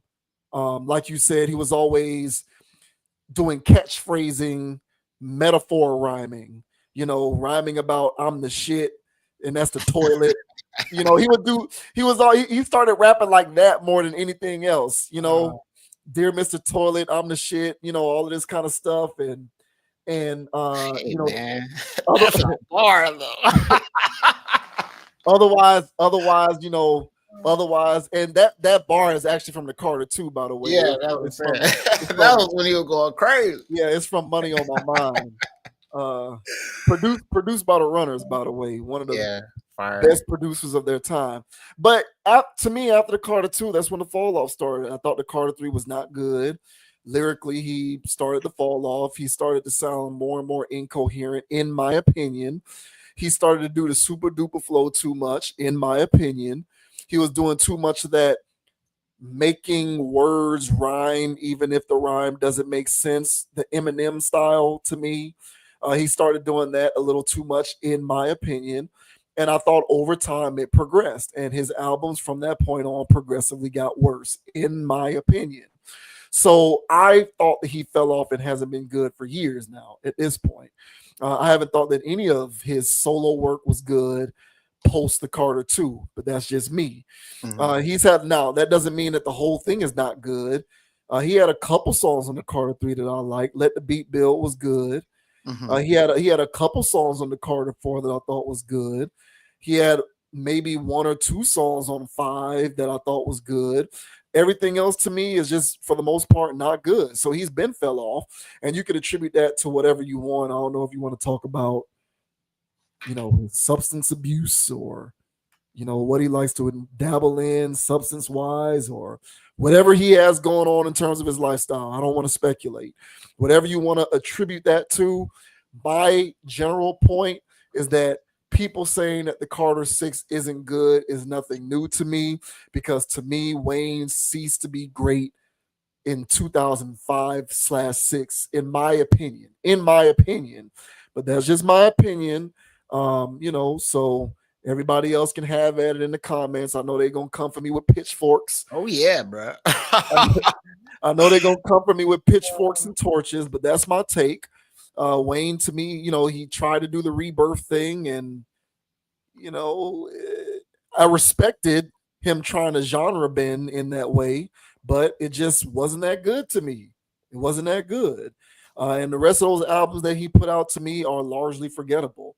And it mostly has to do with him and the way he just adopted this weird, disheveled, incoherent style of delivery with his rhymes. I just don't think it's as good as when he was more sharp and crisp back when he was in his 500 Degrees Carter 1, Carter 2 days. So probably not going to give this a listen. And I'm not at all surprised that people don't like this. It's not news to me because I've been thought he fell off. Yeah. I mean, that's that's gonna rub some people the wrong way, man. Yeah, I mean, it's all good. Yeah, man. I was a real big Wayne fan, but in that same stretch, bro. So my fandom started in probably like 2000. I think mine 3. So I think mine was in 2003, 2004, and it only lasted to about 2008, 9 for me. And then that's when he started to lose me. But from there, of course, the fandom was still there. And I would still listen to stuff. And he would have verses over here, songs over there, that he still snapped, in my opinion. But when it came to like whole bodies of work, whether it was a whole project, a whole mixtape, or a whole album, it was not the same experience for me no more. It was too much of that filler stuff going on where he's just talking about toilets and things. And so, and then of course in the teens, man, it really went off the edge for me. I just could not hear any of that stuff anymore. It was like what do you call that? Like nails on a chalkboard, some of it. So and then when I heard this, man, same stuff, man. Same stuff. This is not what I want to hear from Wayne, the guy that was a Wayne fan in 2007. Okay, I don't want to hear that. And that's fine. Artists do their thing, they evolve, they want to, do other stuff, and he's more than entitled to that. So, well, everybody has a peak, is my thing. No one stays great forever. Yeah. Like, it just doesn't happen. Well, Jay-Z does, right? Yeah. No, he doesn't. He doesn't. I knew you would throw that in there somehow. No, he does He's not. been good for a very long time, though. I would say that. Yeah, like, even with Jay-Z, for me, my frame of reference with Jay-Z is 96 to 03. After the Black album, he was still my favorite and he was still great, but it wasn't the same. Especially that period from 2000 to 2003 when he did Blueprint 1, Blueprint 2, and then did the Black album. I just felt like it was just, but after the Black album, he took his hiatus and he came back with Kingdom Come, which I hate to this day. And then he did, the Blueprint 3 and the American Gangster and all of these other albums that Jay-Z did. And it's like even Watch the Throne with Kanye. And it's like, I still like it, but it's not the same as when he was at his peak and he was just untouchable. And that's how I feel about Wayne. Wayne, everybody has a peak. Eventually everybody falls off. So like for me, and let me make a correction. 500 Degrees came out in 2002, not 99. So 500 Degrees was in 02. The Carter was in 04. And then the Carter 2 was 06. And then I think like Father Like Son was like 06, 07, something like that. Yeah, man. Yeah. Good rhyme. Yeah. And during that period of time, every time he was a guest on somebody else's song, annihilated it. Bodied it. It was he was can't miss. Like his guest feature track record during this period of time was so impressive. I don't care whose song he was on, he murdered it. It didn't matter what it was. He just bodied it completely. But once that period of time was over, to me, I think the Carter 3 came out in 08. To me, that was the fall. Like that was like, okay, you know, that was the end of his run. And you know, he still had it. And the ironic thing about that for me is it was such a weird experience to feel this way, because I feel like the peak of Wayne's popularity was 2008. Yeah, right. With the Carter 3. Right. Bro, to be real with you, in my opinion, Wayne was truly the first crossover rapper, in my opinion. Like Wayne was the first rapper that I started to see white people who knew his music just as much as black people. Like when I started to see white people, like, and they knew all of the words to all of the songs, the first rapper that I saw that for was Wayne. And I was going to college in a white school, in a predominantly white town, hanging around a bunch of white people, going to work around white people. They knew a whole lot of Wayne stuff. And most of it started with that Carter 3. So like there were other rappers before that who kind of course had some crossover appeal, you know what I'm saying? But the guy who truly stick the landing to me, in my opinion, was Wayne. He was the first person I saw. Oh, y'all know all of these songs. And that to me was coincided with the Carter 3, which was weird because to me the Carter 3 was not good, in my opinion. But you know, the first is immaculate to me. Yeah. I could still listen to some of those songs now, man. That was fire, man. Yeah. But I agree with you, bro. He really went rock star in that era, and that's when he started to lose me. You know, when he started openly talking about pill use and stuff. And I'm like, hey, bro, you know, we serve the junkies here, bro. we ain't the junkies, you know. That's where I was at with that stuff, man. But yeah, man, you know, I still have some of those nostalgic feelings, man. Every once in a while, I'll listen to a dedication, one or two, and you know what I'm saying, just to get that feel back. But yeah, man, Wayne is a person to me, man, that he does have as crazy as I always be bagging on these guys talking about all this wild stuff. And he's Captain Mr. Wild. But yeah, man, it serves a place in my childhood type of thing, man. So yeah, he's still a dude that, you know, I don't like to see him like this, you know, where it looks like he's struggling a little bit. But yeah, he's a cool dude to me, man. I feel like he is a child star that just became what he thought he needed to. And he kind of got lost in the sauce somewhere and whatever, whoop-de-whoop. And he's kind of a caricature of a person.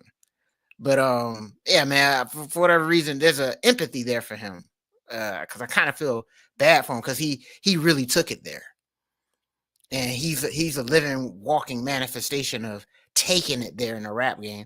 And I wanted to be a rapper too, you know. I wasn't gonna, but he was taking it there, you know. And so, and this is what it looks like, you know. He's only a couple years older than me, man, but you know, he looks rough right now because he actually did it. Yeah. So, but yeah, man, shout out to Wayne, man. You know, I'll be a little late to listening to it in its entirety. I'll get to it at some point. But from what I heard, I'm not too anxious to get to it. It doesn't sound like something that I need to be banging right now. So yeah, shout out to Wayne though, man. Wayne is one of those people because he's been around so long, you think he was older than he is, but he's only 42.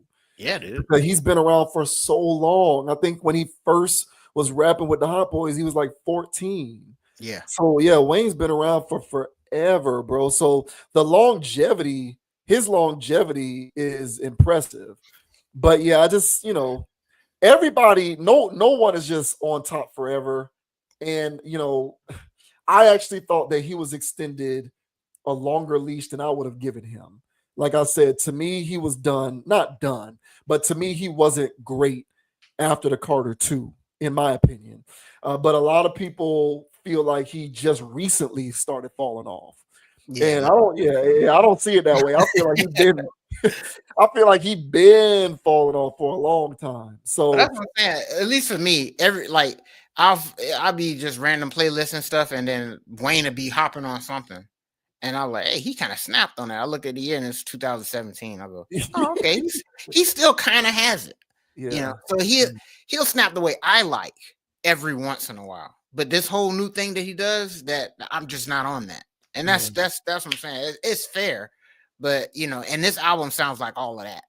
And I don't want to hear that, man. But I agree. His peak was before 2010. Yeah. I agree with that. Yeah, I think it was like 05, 06 for me. But yeah, he to me was definitely the first truly mass appeal mainstream rapper where it's like, oh, you got people who ain't black who know the words to your songs just as much as black people do, if not more so. He was the first guy that I saw that with.